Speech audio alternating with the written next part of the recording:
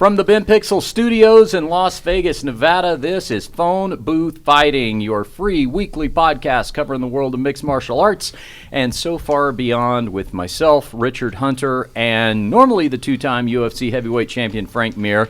He's not in his chair today, but that's okay because we have not only a very special guest host who also in her own right is an accomplished UFC fighter, but I would say, Porno Mikey, and you can disagree at your peril, but maybe our most popular and often requested guest, Jessica Rose Clark. Yeah, I wouldn't disagree with that. Yeah, they love you. Yep. Thanks, guys. Yep. And Jessie is here. She's here along with Ty Gwerder himself, an undefeated LFA middleweight, and a guy that I'm seeing a lot more of these days. We'll get into all that here in a little bit. But let's get right to the show because we've got a lot to get to.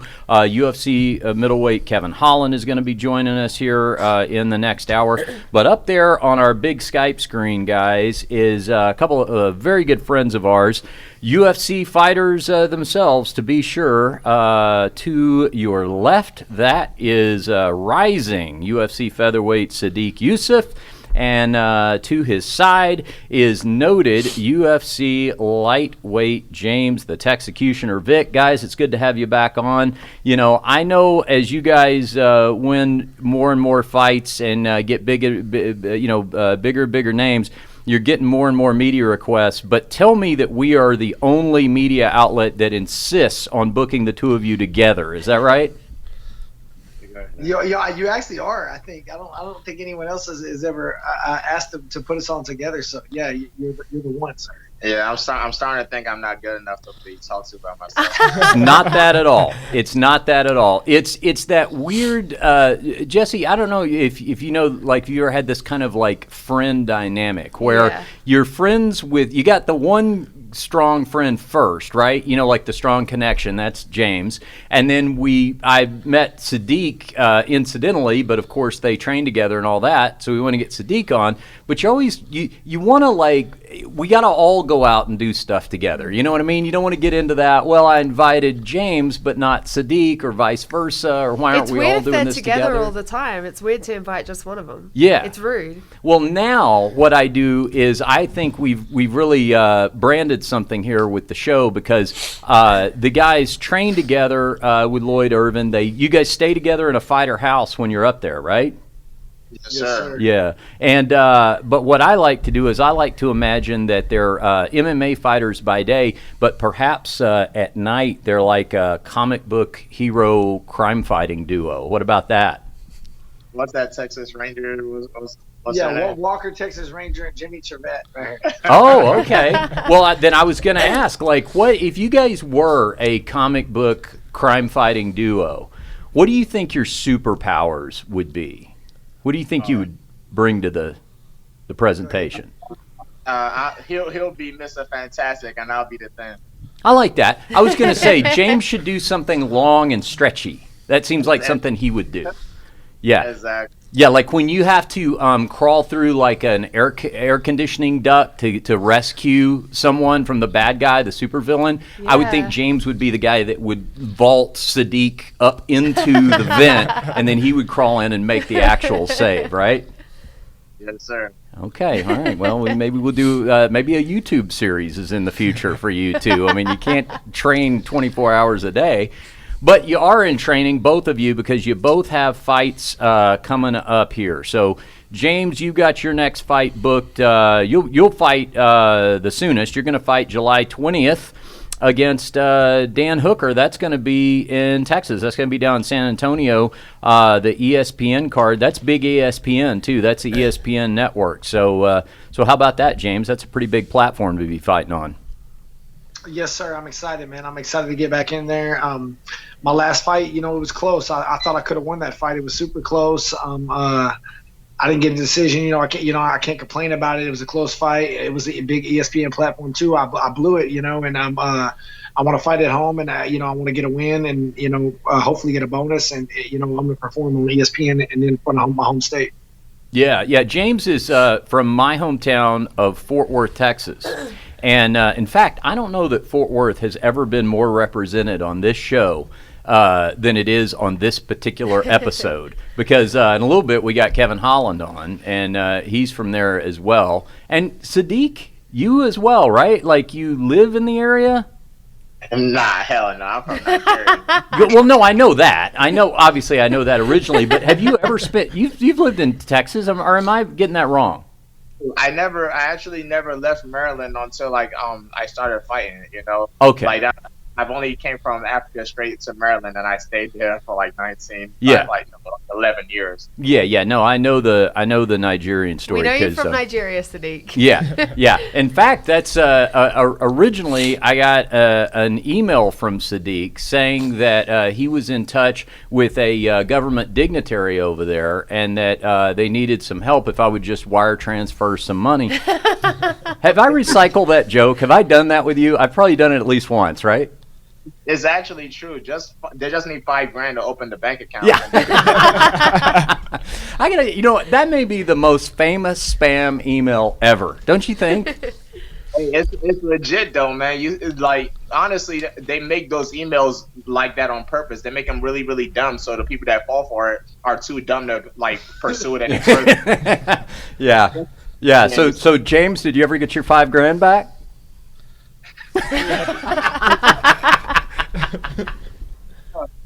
You broke up for a second. What, James? So they ain't get me. I ain't falling for no sucker stuff. No, not at all. All right, so that's James's next fight coming up. Sodiq's got a fight booked in August out in Anaheim. That's going to be the big pay-per-view of the month, UFC 241, taking on Gabriel Benitez. How about that, Sodiq? I mean, obviously you've had a great run in the UFC, and the competition's going to get stronger and stronger. I mean, the thing that stands out about Gabriel to me is maybe just his experience level, because he has had a number of fights, huh? Yeah. He's probably had double the experience I've had fight-wise, and probably double the experience in the UFC too, you know? I think the UFC is like purposely putting me up against these strikers because they want like exciting matchups. Mm-hmm. So it should be pretty good. It should be another striking battle. Yeah, I think so. A couple of fights there to look forward to. So you guys are now. Tell me about when you stay out there in the fighter house. Who is it? Just the two of you, or do you have other fighters staying in that place? So usually, more jiu-jitsu guys than it is MMA fighters, because our gym is mostly known for jiu-jitsu. Yeah, so people from all over the world to come do camps here, or like when they're training for Worlds and stuff. It was actually pretty packed here not so long ago, maybe like 2-3 weeks ago when Worlds was about to happen. There's times when it gets up to like 11, 12 people in this one house, Mm-hmm. How so it ebbs and flows. So you can have like a lot of people in there, and then one day it's like, hey, it's just the two of us. What's going on? Exactly. There was a time back in the day when it was just us two in a house by ourselves. Yeah. Okay. So you guys probably look at the jiu-jitsu tournament schedule and plan that around when you want to have company over and stuff like that. Like, Worlds are going on. We're going to be packed, right? Yeah. It's a bit strange, like if I bring my girl over and there's like people sleeping in the living room and you gotta like walk over people to get to the room. What who of the two of you who's the neatest housekeeper? To be honest with you, I don't think either one of us, because the thing is like, there's no point in keeping this house clean because other people come here and junk it up so bad. It's like a lost cause. So I do I just cook my food. I eat it, and then I wash my dish and my pan, and then I'm done. And I ain't messing with nobody else's stuff. And that's kind of what we all do. At least that's the excuse we give ourselves. Yeah. I see. Yeah, it sounds like, just from your reaction there, James, you might be the veteran of a couple of instances of what the fuck is wrong with everybody in this house. Look at this kitchen. Yeah. Yeah, very nice. All right, so that's the schedule. Do you guys stay out there at this point till your fight comes up, or what's the plan? You going back and forth to Texas, James, or are you just out there for a while? No, I'm going to be here until my fight comes up, until we leave. I guess the 15th of next month is 5 days before the event. The UFC flies us out, and my girl, my baby are coming this Friday. They're going to stay for like 10 days, and so we'll leave and go get a hotel for that time, and then I'll be here for the remainder of it. But yeah, not too much farther now. The fight's really close now. Yes. What are your thoughts on fighting Dan Hooker? What do you think about that matchup? It's a good fight. We're both exciting strikers. It's going to be exciting fights. Neither one of us really getting boring fights. I think that, it's a good matchup for me. I think that he's used to being the taller guy, and I think it's going to be a problem that he's not for him, this fight. And I think it's a good matchup for me anywhere we go, ground, standing, whatever. I feel like I have an edge over this dude. Yeah, very nice. A question came up, and it actually came up yesterday because I was guest hosting MMA Junkie, and Goes was out, so George and I were doing the show. And we were talking because after all these years of doing this, I had this thought, and it's a question for the panel, so you guys weigh in with this too. We were talking about, I asked George, I said, when somebody loses a fight, when a professional fighter loses a fight, I'm thinking they fall into one of two categories. They're either the, hey, leave me alone for a couple of weeks, I just need to process that. Or they also might be the, hey, somebody it just checks in on you or something like that, they might appreciate that. So, because James, Frank and I have really taken a liking to you over the years on this show, and so we always are there to watch your fights and all that kind of stuff. And win or lose, we always want to get you on the show and stuff like that. Now, I don't know what category you fall into. Should I put you on the list of let me give you a couple of weeks and you don't hear from me, or would you like it if Frank and I texted you and you're like, hey, if you want to, come on next week, get on Skype or something? Where do you fall on that? I mean, I don't plan on losing, so I'm not talking. Of course, about that. no. I mean, in the past. I mean, in what's happened in the past. Because with the last couple of fights, I haven't hit you up, but it's not because we're like front runners. You know what I mean? It's not like we wouldn't want to get you on, but it's like I don't know. Do you want to kind of like process that for a few weeks? Where do you fall on that? Situation of a loss, I would never want to get on a podcast or anything like a week or two after. I just want to, I would just want to go away somewhere, go hunting or fishing, and just hide in the woods for a week after something like that happens. Okay. So, of course, that's not happening anymore, but we're just saying in the past. But, okay. So I know you're on that side of the list. What about you, Sodiq? What do you – I mean, if you were to, not have the night you want, would you kind of want to get left alone, or would you be like, you know what, I just got to get right back to it? Well, first talking. And I have lost before on the regional circuits, and it's kind of like a equal balance of both, because I would like to talk to people, but there's people that say like silly things, everybody wants to be helpful, but not everybody says helpful things, Right. That's what the early losses, at least that's what I took from that early loss back in the regional circuit, is like you start to see whose opinions really matter, There's some people where after I lost, I became closer friends with them just because of the way they reacted, And there's some people that after I lost, I was like, oh, this guy's just here to be part of the show, oh, I was here to support a winner. Yeah. So it's maybe that initial 2 days you want to be in a dark cave, but after that, I don't dwell in sadness very long. Yeah, we wouldn't be expecting you to Skype in from the locker room, but yeah.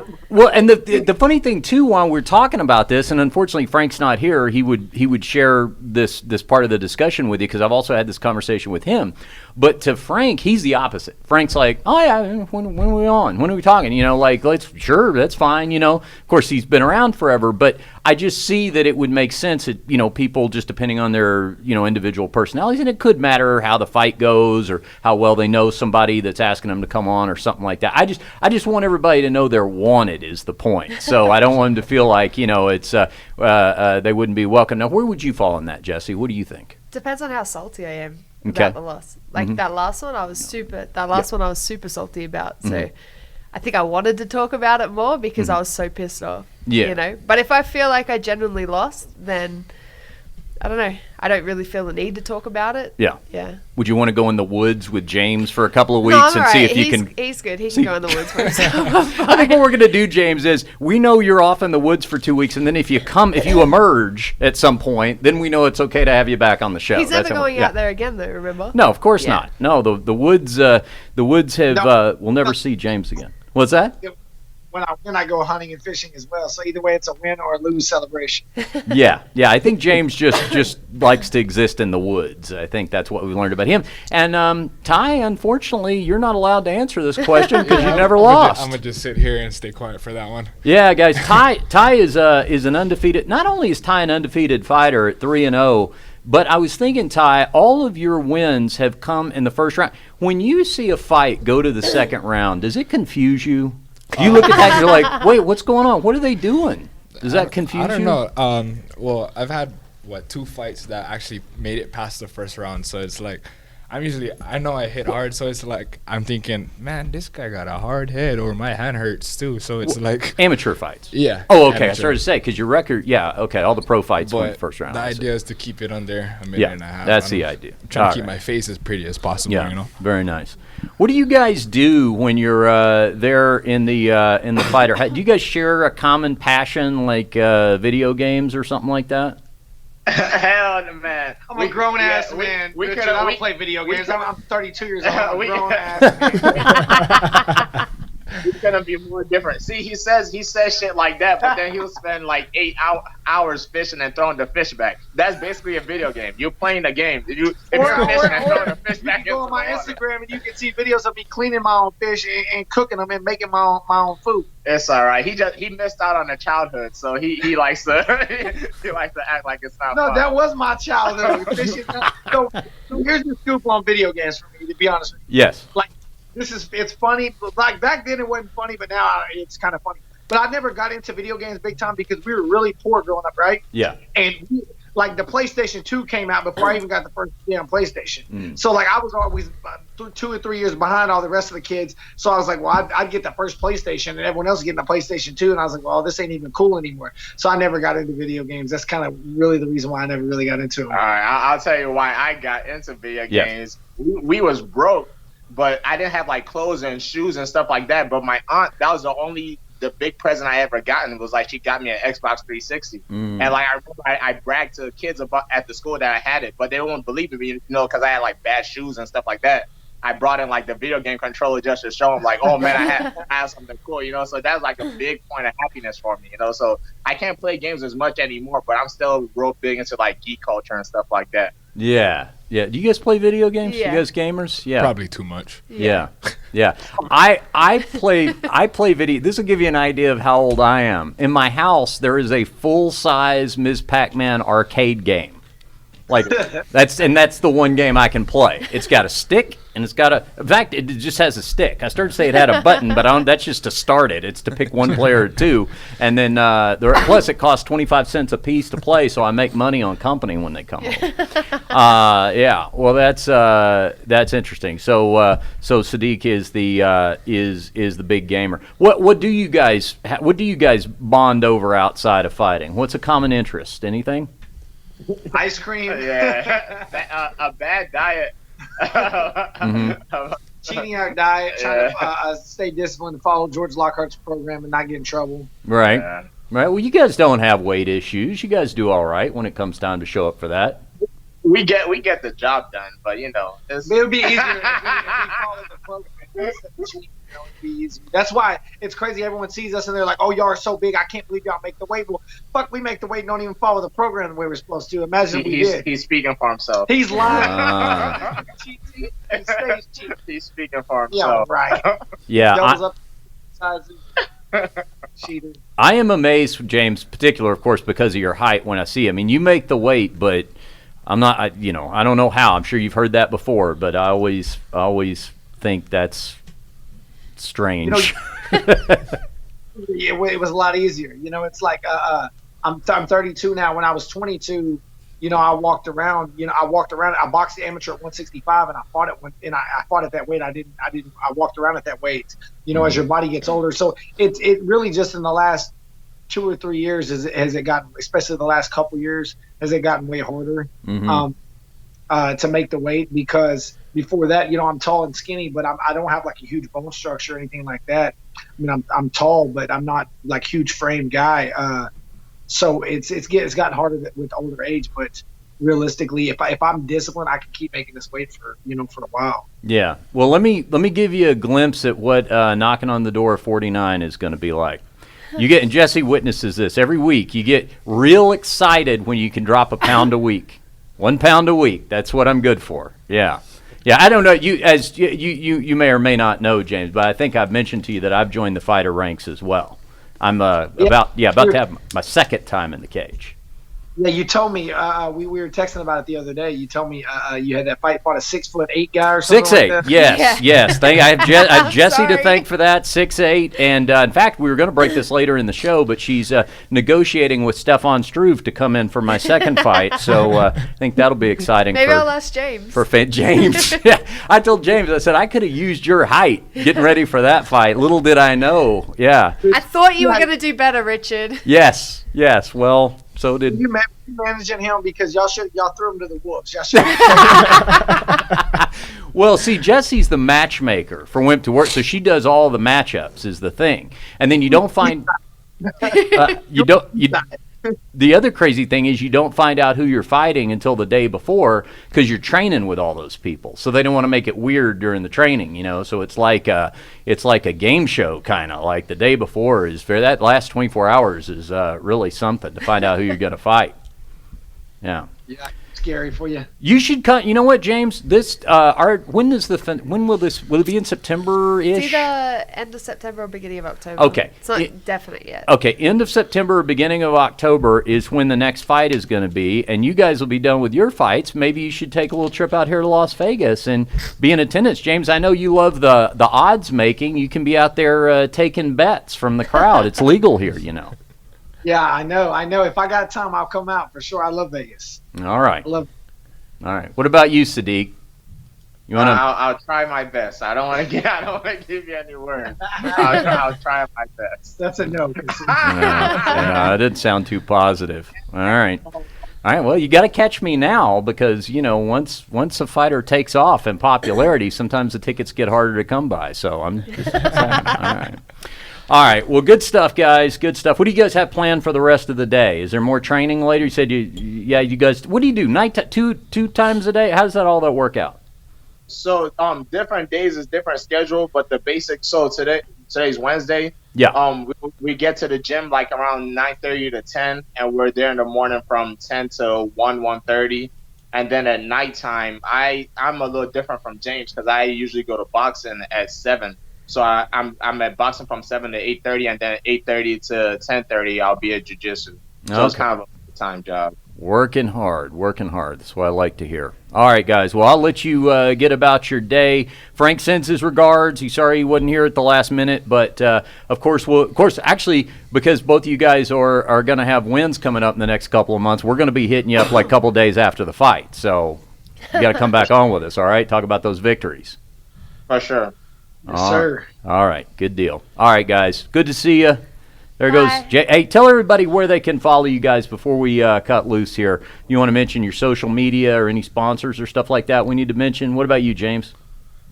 Just follow me on all my social media, Instagram, Twitter, and Facebook, all James Vick MMA. Pretty simple, easy to find. Yep. And my YouTube channel, I subscribe to it as well. I'm slowly building it. I don't post enough, but I'm trying to. Okay. What about you, Sodiq?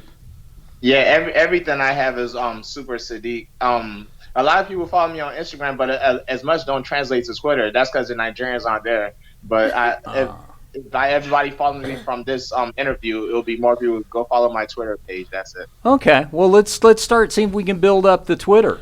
That's I always find that. See, I like Twitter because it's like text messaging the world without having to give them your phone number. Yeah. You know what I mean? So I try to have exclusive content from one to the other. So we'll push your Twitter. All right, super Sodiq. Hey, one more question for you, Sodiq. I do want to ask you because you and I originally met through Dana White's Contender Series.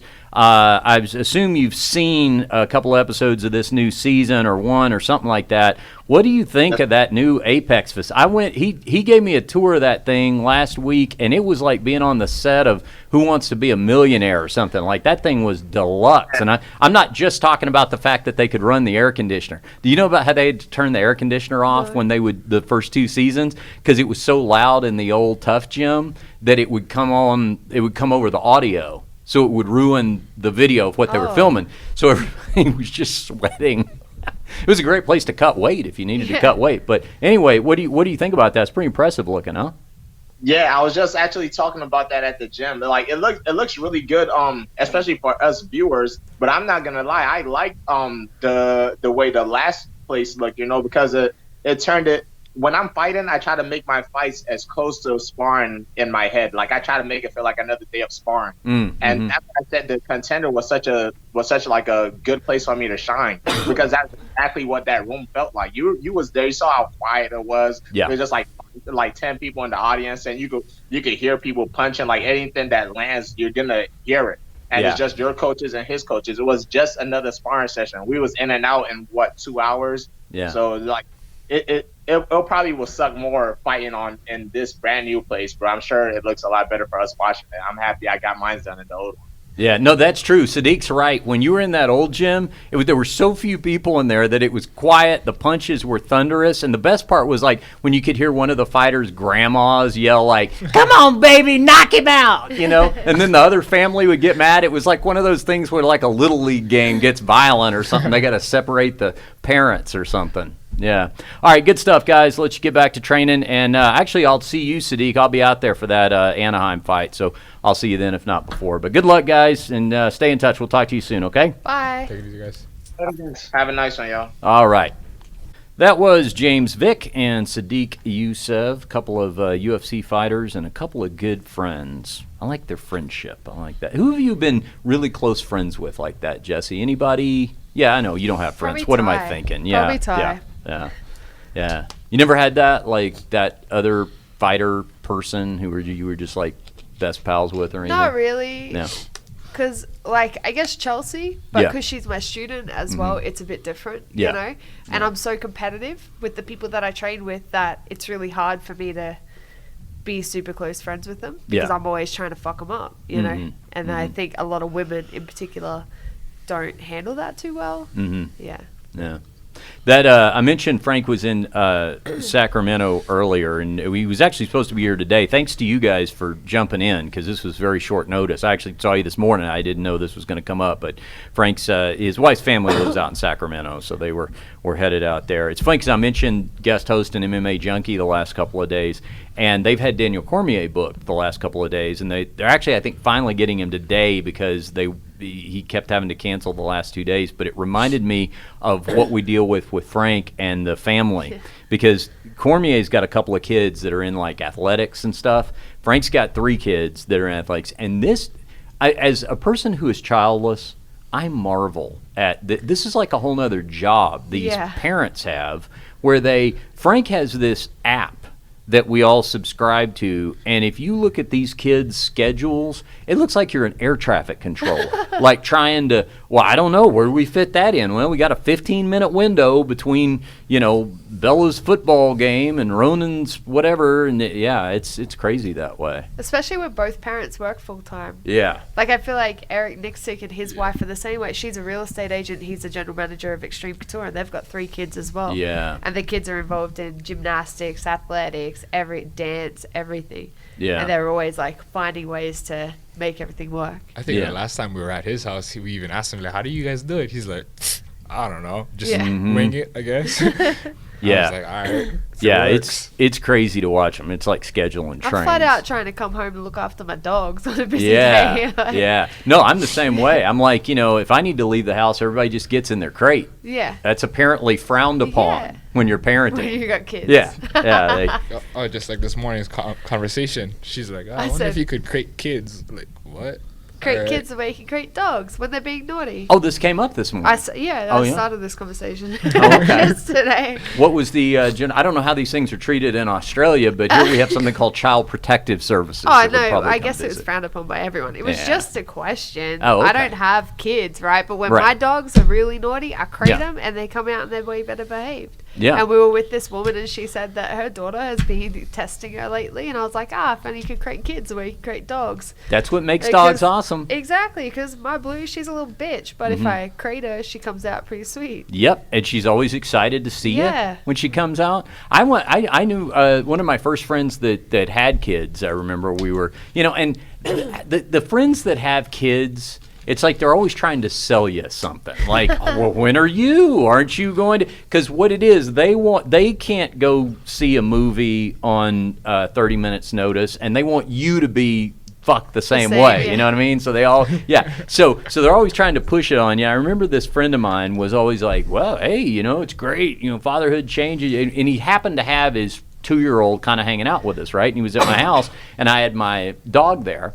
And I said, oh, yeah, it's awesome. And I looked over there at his kid who was petting my dog, and I go, sit. And the dog sat down, and the kid looked confused. And I was like, winning. Good. Absolutely. All right, well, we got a few minutes before Kevin Holland comes in studio, UFC middleweight, who had a big win this past weekend. He also fought Thiago Santos, who's got that title shot coming up against John Jones. So maybe we will talk a little bit about that as well. Let's get a on-the-mend update from Jessica Rose Clark, though, because when we last saw you, you had your foot in a boot, and now the boot's gone, and now you're able to... the boot's still on. Well, sometimes I don't see in the mornings you don't have it on. I had it on this morning. Okay, well, sometimes it's on. Put it that way. I mean, it's on the mend enough that sometimes it's on, sometimes it's off, and you've been able to kind of start some training now again, stuff like that. So where are we at here? I may still need surgery. I'll know in the next week or two. Know that. Yeah. Well, okay. It just kind of came up yesterday. Oh, okay. So, okay. Yeah, so we'll see. Yeah. We'll see. I don't know. To be honest, I can't even give you an answer. I don't know where I'm at with recovery. I might be recovered in 3 months, or I might be recovered mid-next year. I have no still idea. Working on it. All right. Yeah. Well, it does seem like it's hard to keep you down. It seems like you don't enjoy the sedentary life. No. I like being able to go home during the day and have a nap. That's about as sedentary as I like to be. But I'm always busy in the morning, busy in the afternoon. I can't really go. Even Sundays, like Sunday's our sleep-in day, and I'm still awake kind of around 6:30. Like I got to drive my car to his house so I can go home, because otherwise I'm just awake, Like I'm always doing something. Yeah. Even at the house. Like if I'm at the house, it's usually I'm sleeping or I'm cleaning. Yeah. It's sleeping, cleaning. But yeah. I don't know if I have complimented you on this or not, but you have a very clean house, and I appreciate that. Thank you. I do. I don't point it out when it's not the case. When I'm at someone's house, it's not clean. But silently, I walk into a clean home and I go, "Oh yeah." Thank you. I appreciate that. It's like, so I don't have a sense of smell, right? So my biggest fear with my house is that it's going to smell like dog, because I have 2 dogs. Yeah. So I literally clean every single day. Yeah. Just because I'm like, I don't ever want him, Chelsea, anyone to walk into my house and go, oh, this place smells like dog, Well, and that's maybe that is where the kids have the advantage, is that they're largely hairless. Yeah. And the dogs, of course, shed. So, but you can put the dogs outside. I don't know if you can put your kids outside. Yeah, that's true. All right, so there's that. And then, Ty, what about you? Now, you just had your 3rd professional victory not too long ago, I know. So any more talk of fights on the horizon? Hopefully, I don't know. I've been nursing an injury I got from last camp. Turned out I fought with a torn labrum and a torn rotator cuff. So got the MRI the week after the fight. I was like, oh, it's worse than it was, that I thought it was. And then so I've got some PRP done here recently, and I don't know, I'm shooting for September, hopefully, and we'll see. You interested in fighting in everything good with LFA? Would you expect to return there? If they want to. Well, sure, yeah. So, I don't know why they wouldn't. You don't see a lot of 3-0 fighters getting rejected, so I'm sure they'd like to have you back. I like fighting on a stage, I like compared to fighting from some small venue, it's... I like that spotlight, I'm like, all right, now let's put on a show for everybody. And LFA's got a television presence, so hopefully this ends up getting getting shown. Hopefully. Yeah, That'd be nice. that would be nice. Hey, so I have something I was going to ask you about, because Frank and I have been talking about this, and again, if you were here, we talk about it together.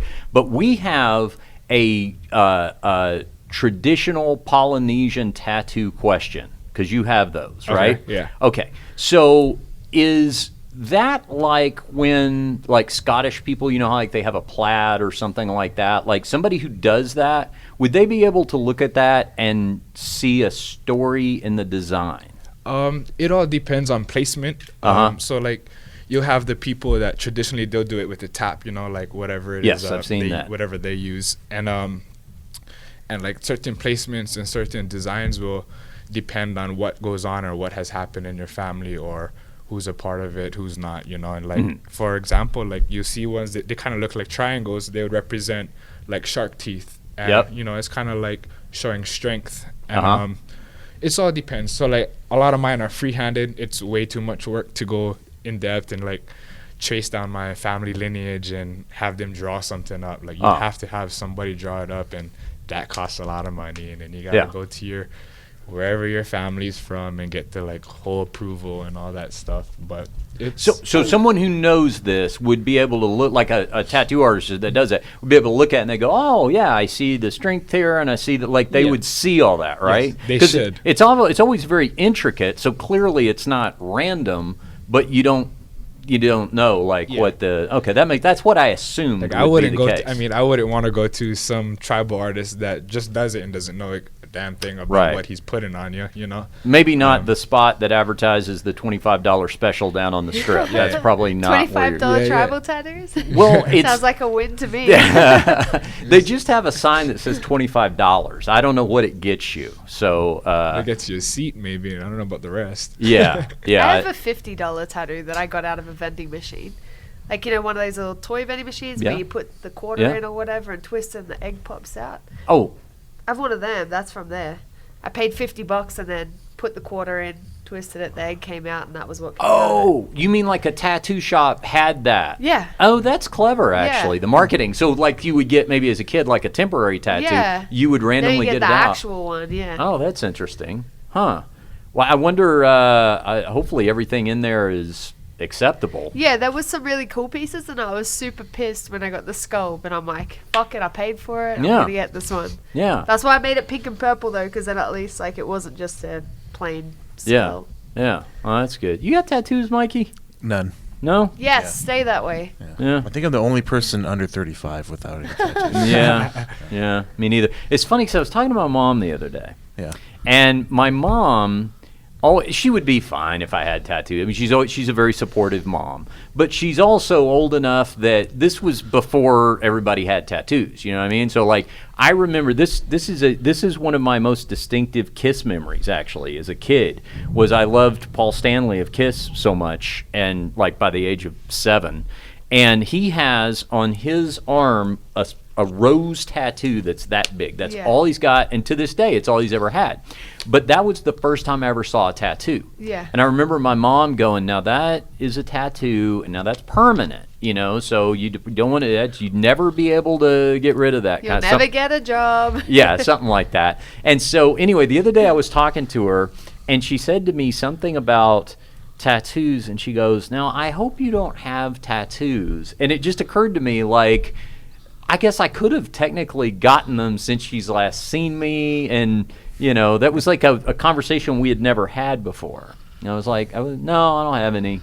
But one of these days, you've heard you know what my plan is. Yeah. Try to live until about 70 and then full sleeve. Yeah, then just do all of it. Well, then I'm not worried about a mistake. You know, how long are you going to live with it? Now, it has been brought up, though, that there might be an elasticity issue with the skin at that point. Yeah. I don't know. It seems like they just stretch it out. I guess they could. Yeah, I think so. I don't know. Maybe if you just get Botox everywhere first, so it pumps up, and then tattoo it, and then let it dissipate. Or I could just get tattoos of other like octogenarians on my arm, like old, like the Golden Girls, right? And then it would look right because it'd be all wrinkly. You'd be like, yeah, I was a fan. Yeah, exactly. All right. Now, everybody that listens to the show regularly knows, but Jessica Rose Clark is the head coach of Wimp to Warrior, and I'm doing that for the second season, and Ty's an assistant coach this year, and we're doing it over at Extreme Couture here in Las Vegas, and the website wimptowarrior.com. They have programs in almost every major city at this point, all around the globe. I mean, if you're listening to this, I would be very surprised if you couldn't find a program somewhere reasonably close to you. If you'd like to know what the experience is like to have little to no martial arts training, enter a 5-month immersive program, 5 days a week. And at the end, if you so choose, to have an actual mixed martial arts fight. So I did my first one last year, and I liked it so much I got right back in, and I'm doing it again this year. So you can always say you can always hit me up on social media if you got questions about that and you want to ask specifics, because I do hear from you guys about this, and I know we've had several guys, nobody in Vegas I don't think yet, but we have had several guys that have signed, and it's open to women too, of course, but that have signed up in different places. Yep. And have actually done the program as well. How do you think it's going this year so far? Well, I do too. There seems to be there's like two types of people this season. The ones that are gung-ho, hardcore, super appreciative of how much experience their coaches have, like super appreciative of the knowledge that they're getting, and they're here every day. And then there's the other ones who just kind of float through when they feel like it, know? But I can't complain because I need both, because people need to be beat up and people need to have people to beat up, if that makes sense. It's the same in any gym.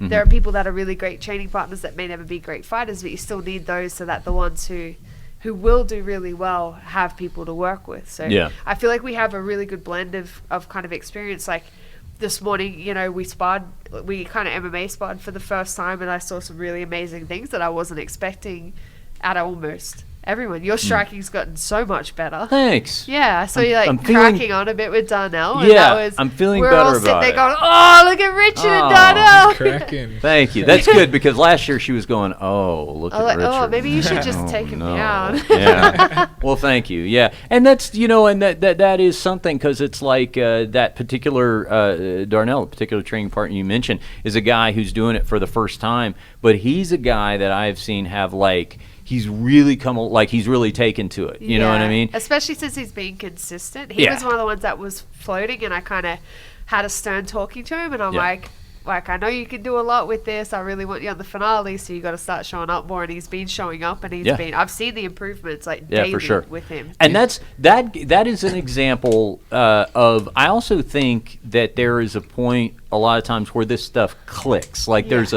kind of a switch that gets turned on. And I always go back to when I started jiu-jitsu, I remember I was just lost, and I was lost for months and months, but I just kept going. I just kept it's going to make sense at some point, and then at some point, the first thing makes sense. You know what I mean? Yeah. And then the second thing. So I think there's a point in the program, if everybody can just hang for maybe the first 8 weeks, something like that, then there's a point where everything starts clicking. I feel like there's one technique that you'll get, and then that'll be the technique that helps you to see how everything else works. It's there's always that one technique, whether it's striking, wrestling, jiu-jitsu, that helps you understand how your body moves and why these other moves work. So I've definitely seen a lot of the competitors getting to that stage recently. I would say, I taught 4 sessions last week because everyone max fought, and then hobby was sick.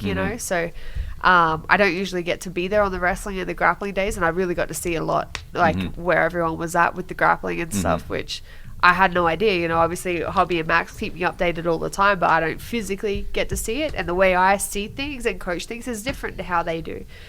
So I was very, very pleasantly surprised with how quickly people are picking it up. The coaching is really good, and that's another thing that Wimp to Warrior does, is they don't just throw any random coaches in there. It's when you look at the website and all the programs around the world, you're going to see one recognizable gym after another what if it's either a pro fighter like yourself who's in charge of that's the head coach, or maybe a recognizable trainer who runs runs a big camp. So I think there's a lot of and I'm really happy that it went to Extreme Couture this season too, because Eric, the general manager over there that you mentioned, he and I have been friends for a long time, and I had told him when I was doing the first season about how great it was, and he was like, he's like, oh man, yeah, that does sound, because I always say, but if you just came to somebody with this idea and like, we're going to get a bunch of people who have no experience and then they're going to fight each other, and you left it at that, somebody would be like, have we read our insurance waiver? Like, I don't know.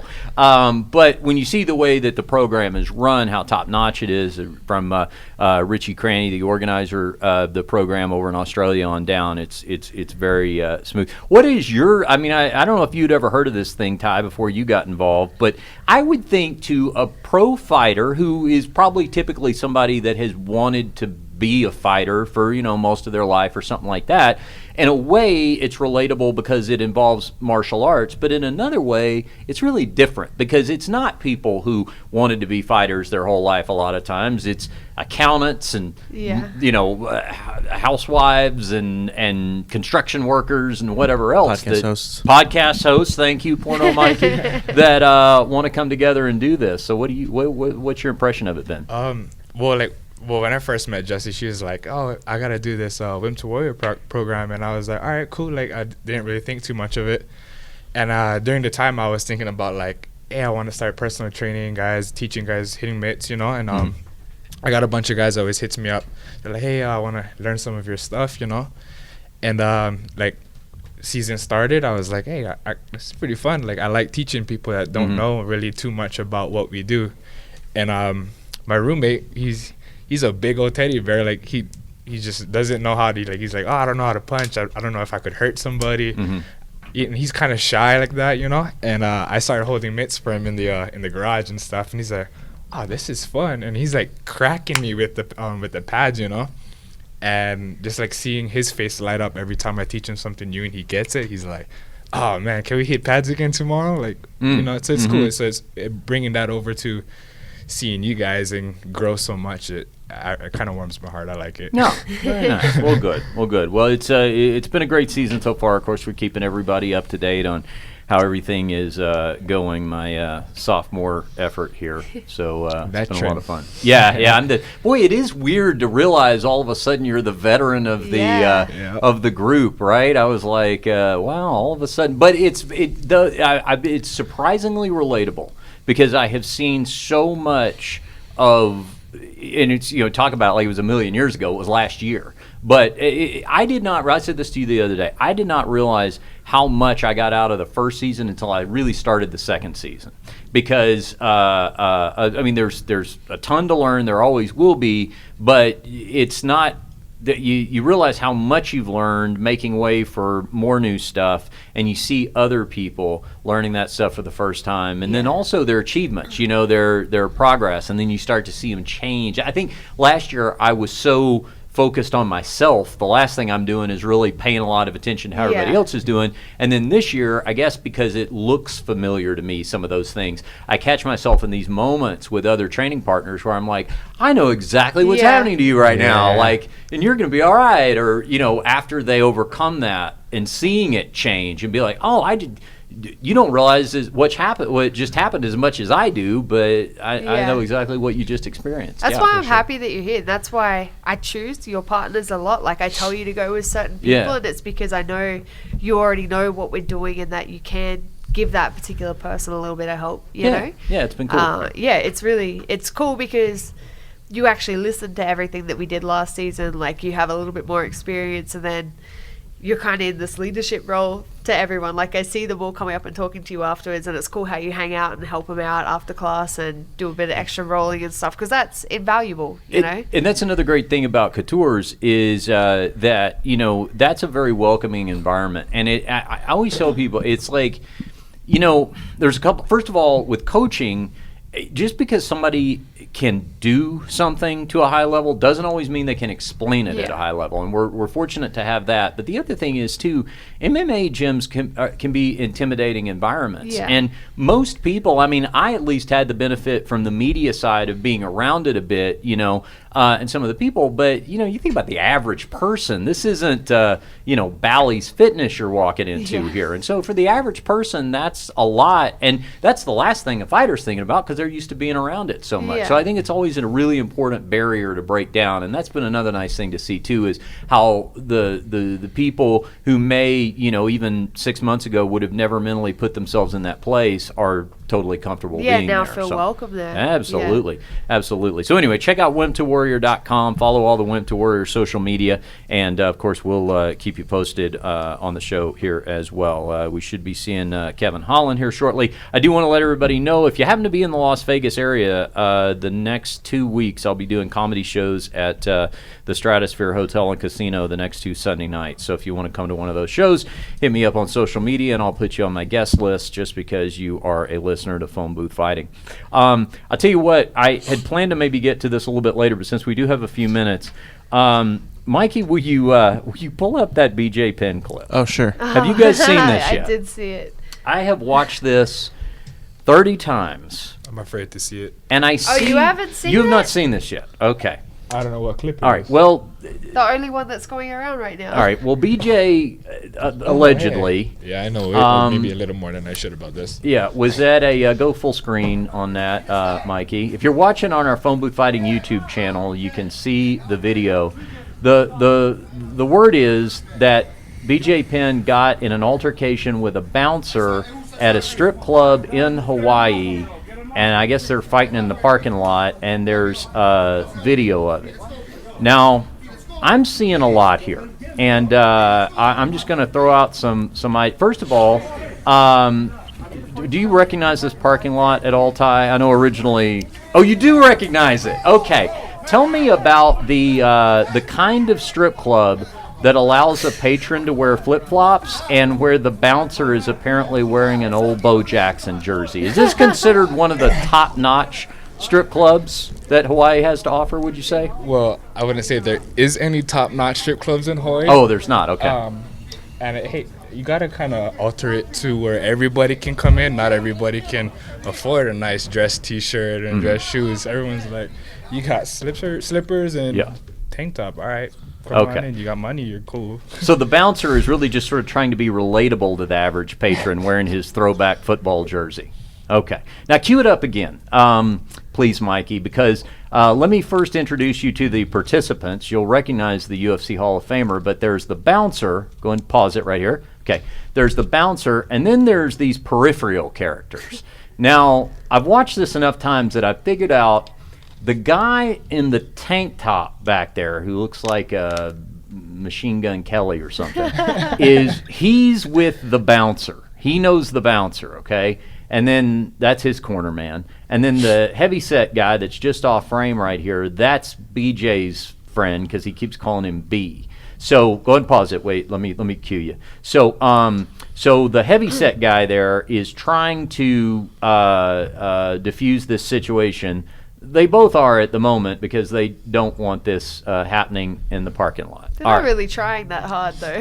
Well, Like, that's really. I'm glad you mentioned that, Jesse, because the first thing that I'm looking at here is BJ, and first of all, for the guy on the bottom, and I don't know his name, the guy in the throwback jersey, taking one of the best ever to the ground is a horrible game plan. But in fairness, we don't see, this could have been a takedown. I don't know if he pulled guard or something like that. But anyway, one way or another, BJ gets top control here. And speaking of flip-flops, notice that BJ is able to keep his flip-flops on the entire time. Thank you for the highlight there. Yeah, you're like a regular John Madden over there with the telestrator. Nice job there, Porno Mikey. All right, so there's a lot to look at here. The opponent is flat on his back, and BJ's got kind of a neon belly there, moving to cross side. Let's play it, and I'll tell you when to pause. Okay. All right, pause. Now, the other thing is, I will say this for the guy on the bottom, he's got an arm isolated. And to get that on BJ Penn is pretty impressive, but BJ is in no danger here because he's over on the other side, right? I mean, he would need to be basically in the opponent's full guard, I think, to make something out of that. Hey, you're the blue belt. Well, I'm showing off some knowledge Yeah. right now, as a matter of fact, by handicapping this disaster. All right, analyzing it. All right, let's roll here. Okay. All right. Now, let me hear the volume. Oh, now pause it. Now, this right here. Okay. BJ, if you notice what BJ's doing here, he's known for this. He is trying to cover up the mouth of the guy on the bottom. I think he did this to Matt Hughes. Yeah. I mean, this is like, to have the wherewithal to, even though I know this thing's going to end up on TMZ, I'm still going to show him my stuff. This is like Tony Ferguson sinking in the Darce choke. Like, I still want to have people recognize who I am. So he's trying to cut off the breathing. Now, one thing that, again, would be risky about this is violating a couple of the cardinal rules of jiu-jitsu here, guys. Tell me if you disagree, Jesse. I see a couple of things. Number one, I see a hand posted on the mat, or in this case, on the parking lot. That's not advisable, right?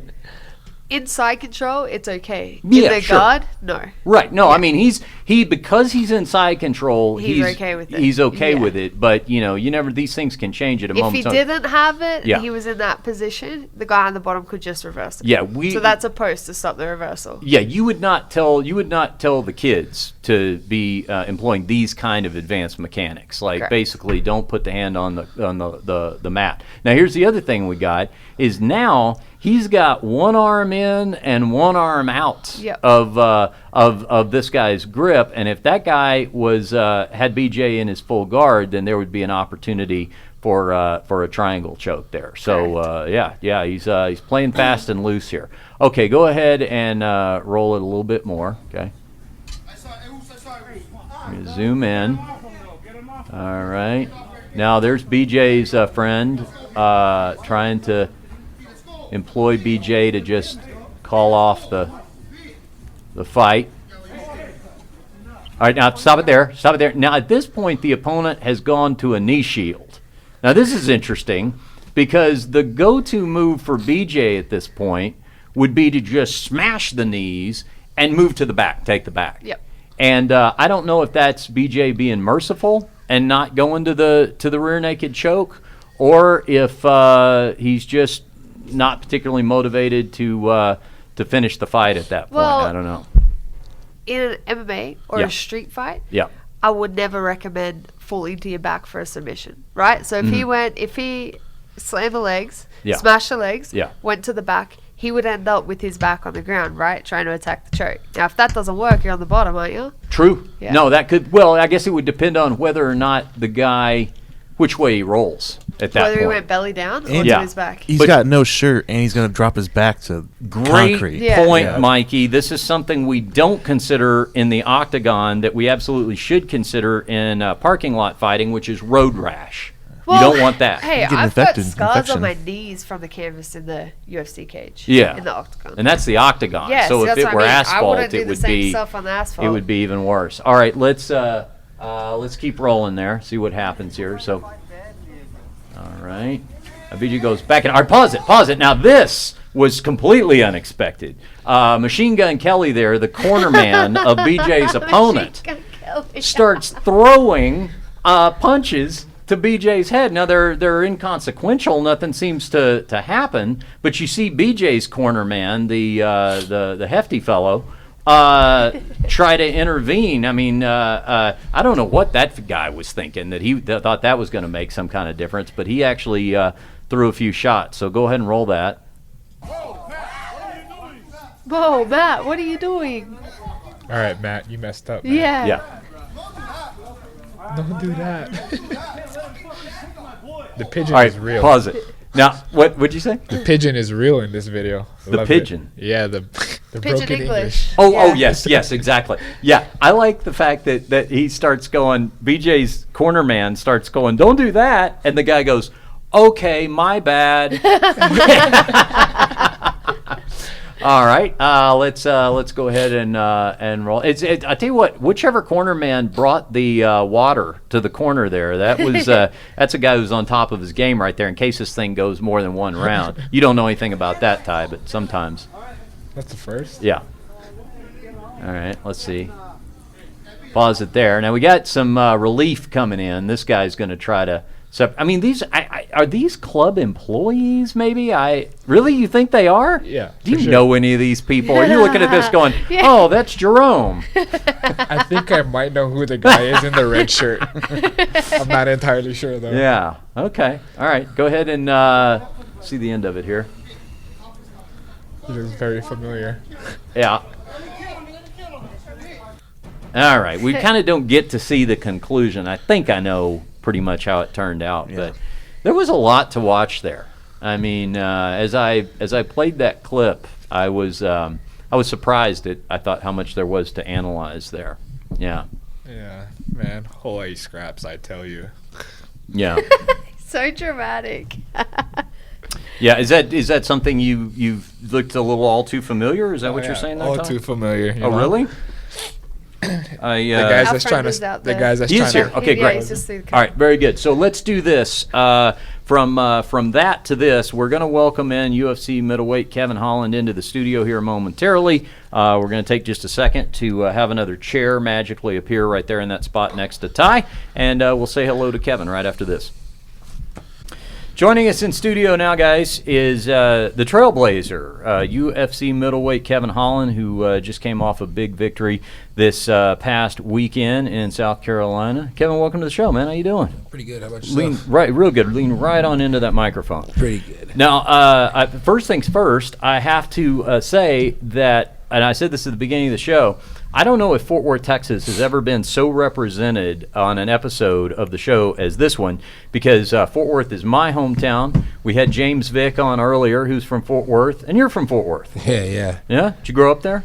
No, actually, I grew up in Ontario, California. Okay. Yeah, I just spent a lot of years in Fort Worth. Became a second home. Okay. Home as an adult. Oh, okay. I see. Yeah, and you're there now? You still live there now? No, I actually just moved here. You moved to Vegas? Yeah, camp purposes and stuff. All right. Very nice. Yep. I have it. Did you? So how many years were you in Fort Worth? From 18 to 26. Okay. So a good 8. Yeah. Very nice. How'd you like it? Loved it. Yeah. Cheap. Yeah. Easy to make it as an adult. Yeah. It worked out smooth. Yeah. Fort Worth, guys, was like the cowboy cousin to Dallas. Like it's even more cowboy than Dallas. Yeah. Very nice. So first off, congratulations on your win this past weekend. Anybody that was watching the fights on ESPN Plus, how is did you? I know during the fight there was maybe your shoulder popped out of socket or something like that. Everything okay? You don't seem to be favoring it too much today. Yeah, no, it's all right, man. It's nothing I can't deal with. Yeah, what exactly did happen there? Was it just because I noticed you had to finish? You won the fight, but you had to finish kind of with the shoulder. You kind of were throwing one-handed there. You had to, yeah. Yeah. So the shoulder was a little jacked in the back and the neck and stuff like that, and I guess you could say the collarbone. But I mean, no, I was just trying to test out my one-handed skills. Yeah. Trying to see what I got. It was all deliberate. Yeah. I just wanted to see how I could do it with one hand. Nice. Well, you did it with the win over the Italian fighter Alessio De Caraco. I practiced saying that a couple of times to make sure. Is that how you say it? I think so, I was calling them D-Shirios, you know what I mean? Well, that's okay. Yeah, that's okay. However you need to remember it. I just spelled it out phonetically. But, yeah, you guys had kind of a weird moment after the fight. There was some animosity clearly on his part. I couldn't. It seemed like for a minute you were trying to, like, be friendly, and then there was okay, well, you don't want to be friendly, well, never mind, go away kind of thing. Yeah, the big F-bomb. If you don't like me, well, then F you. Yeah. Oh, okay. Yeah, he was, I don't know what was going on with him. I really have no idea. I guess he felt like I was going hard on Instagram or something, but I thought I kind of toned it down this Instagram time. So, I mean, I don't know, man. I mean, I really can't put a pinpoint on it. Yeah. Without sounding too messed up. So I'm just gonna let Cheerio Boy make it. You know what I mean? He can cry. He can do his thing. His people are going pretty hard on Instagram, but it's expected. I'd go hard for my countrymen as well. Is he trying to fight you again? Because I saw something on Twitter between you two. Yeah, he was saying something about fighting you again. See, I don't control my Twitter. Had I controlled my Twitter, I would have let him know. You know what I mean? Yeah. Like, you know, you should have kept that same energy when I walked in the back. You know what I mean? Like, it was no big deal. It's like I still had energy. You know what I mean? Like, if you want to go another 3 rounds, we can. There's a UFC gym down the street. You know what I mean? Yeah. Gear up and You've go already down been there. paid, You know what I why mean? not? It's like, yeah, we already been paid. You know what I mean? You feel like we need to settle the score. We can keep going until somebody tires out. We can keep going until somebody gives up. I'm good. Yeah, I mean, it seems like kind of an anticlimactic reaction, this Instagram business, because, you know, I'm no pro fighter, but if we have a pro fight and I come out on the losing end, it seems like a weird thing to say, well, you were going hard on Instagram. Yeah. Like, sort of like saying, well, you cut me off and took my parking spot. Yeah. Like, no, okay, but, All you know, right. that sort of pales by comparison. Yeah, I figured after the fight it was all, you know, everything, he'd be a little bit more happy. But Ew, I he guess, was so salty. yeah, I guess he didn't. Yeah, I guess he didn't get everything he needed to get off his chest during the fight. That's Yeah. you know, that's his fault. No. Well, we first saw you. In fact, I was at this this fight. We first saw you come through Dana White's Contender Series. Yeah. And that was interesting because you actually did not get the contract that night, but were then brought into the UFC. Yes. And that was your fight against Thiago Santos, which, you know, is I think one nice thing about the Contender Series is that it showcases talent. So, you know, you can't deny that. So it's kind of like if for whatever reason somebody doesn't get the deal that night, they still saw what they saw, you know, and obviously that made an impact on the organization. So what about that? I mean, you know, you would have, I'm sure, liked to have gotten the contract that night, but between the time you fought on the Contender Series and then the time you actually got the contract, did they stay in touch? Did you have an idea that you would possibly be brought in? Nah, man, I actually had no idea. I was actually going pretty ham about it. I was like, well, you know what, forget it. Let's just take another local fight. I was gonna take a little Muay Thai fight, a little MMA fight. I was gonna take something local. I mean, it's like I like to fight. If you could, you know, you pay attention to my record. It's not like I've been pro for the past 5 or 6 years or nothing. You know, I've been pro for a little while, but you know, it's like I fight frequently. I fight often. You know, so it's like when it came down to it, I was like, all right, well, Contender didn't work out. Didn't get the contract. They ain't saying nothing about picking me up right away. So, you know, what's next? You know, I'm not one to sit on the shelf. I'm not a bench warmer. Never have been. So, you know, it was like, what's next? XKO was popping up with a fight. I knew I was going to main event that, you know, do my thing. And then UFC called and was like, hey, you want to fight Thiago? And I was like, oh, I'll fight that bum. And then I got out there and I was like, dang, he ain't a bum. That was What's a great going on? fight, though. Yeah, I was you there said for you were that. there, Yeah, right? that was Yeah. a great fight. Yeah, it was Yeah. pretty fun. Thank you. Yeah. Thank you. Well, it was a great fight. And, you know, you look at where he is now. I mean, this is a guy that's fighting maybe the greatest of all time for the light heavyweight title. I mean, that's, Yeah. you know, I always consider those things. I mean, I always think that if I were a fighter, if I have to lose close fights to somebody, I would at least like them to then go on to achievement, because that kind of makes, It justifies you know, it a little more. and that makes your 3-round war look all that much better, you know. Exactly. I got 4 losses on the record. 2 losses, there's no denying those 2 losses, you know, and it's like and I ain't gonna say nothing about the other ones, you know, just wasn't my day, I guess. But you know, when it comes to losing to Lovato, you know, him winning the Bellator title, that's pretty cool. Exactly. Yeah. Yeah. You know, Right. and then Right. losing yeah. to Thiago, him fighting John Jones, greatest in Yeah. the world, you know, let's say he gets that done. You know, that's pretty cool. So, Yeah. you Plus, know, that it's was a like, pretty can't argue with it. impressive, like, last-minute call-up debut fight anyway. Yeah. To take on, because I guarantee Yeah, not well- many other people would have fought Thiago on, what was it, a week or 2? Yeah, it was like Yeah. 10 days, but Yeah, I yeah. mean, I don't see why not. You know, he's human, he bleeds. Yeah. You know what I mean? He gets tired like we get tired. You know, he talks like I talk, so, you Yeah. know, it is what it is. Yeah. What do you think about that fight coming up with him and John Jones? I'm a big John Jones fan. You know what I mean? Like, when things get hard for me inside the cage, I just, you know, I kind of like try and like cycle out like, all right, you're long like John Jones. Beat John Jones. Oh, yeah. Super Saiyan, you know what I mean? So, for the most part, I think it'd be really nice if Thiago was able to be that one person that did it, just for my career and my standards, as far as what my manager and everybody else around me keeps saying.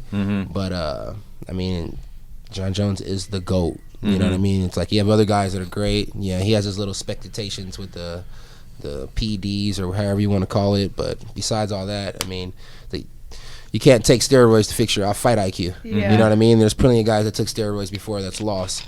There's plenty of guys that done things that enhance their performance and they've still lost. John Jones is one of those guys who's truly a brilliant fighter, and it's just not easy to beat. Maybe you catch him that night. Maybe he's overconfident and believes that he's the one that can knock out Thiago, and maybe Thiago, lands that lucky shot. But I've ate Thiago's punches from every angle, from every spot in the fight, and these other guys are falling asleep, and I just think they have glass jaws, in my opinion. I didn't have a glass jaw, so maybe John Jones is tough like me in a standard, and maybe he, no matter what Thiago hits him with, he's okay, and he's a very, very smart fighter, so I don't think he should be able to be beat. Did you guys see that note this week that Dana White is working with the Athletic Commission to overturn Matt Hamill's victory over John Jones? I was like, could you imagine after all these years getting that Matt news if you're Matt Hamill? He's like, I already had the I beat John Jones t-shirt printed. Like, what are you doing here? Yeah, I mean, but that'd be, it's just a funny shirt. Everybody knows you truly didn't beat John Jones. You know what I mean? John Jones so it's beat like, John Jones, but on the wrong thing. Yeah. Well, here's the thing. Either everybody knows it, or if you wait enough years, there will be people who weren't adults back then, and you can just wear the I beat John Jones t-shirt, and then when they're like, hey, do you have a video of that? No, the VCR is not working or whatever, Exactly. Yeah. Now, I also saw that, am I correct about this, the first time you saw UFC was UFC 100? Yeah, so the first time I actually ever sat down and watched the actual UFC card, watched UFC fights, was UFC 100. I used to fall asleep, and Versus used to be on my TV, and if you're from California, everybody knows Versus is from the West Coast. Everybody knows Versus is WEC. Yeah. And so I used to see WEC in the middle of the night, waking up in the middle of the night, like, why is my TV so loud? And, look up and I see Uriah Faber fighting and stuff like that, which is pretty cool. But yeah, first UFC fight I ever watched was UFC 100. First time I ever actually seen UFC and knew what I was watching was when Lyoto Machida knocked out Rashad Evans, but it was a replay. My Kung Fu coach came up to me and was like, if you want to do, that fighting stuff, that fake fighting, he called it fake fighting. I was like, why does he call it fake fighting? And he would be like, you need to fight like this guy. And he was like, this is the perfect way to fight. So it was Lyoto Machida. Then I ordered UFC 100 on my own paycheck. You know what I mean? Me and my grandpa sat down and watched it.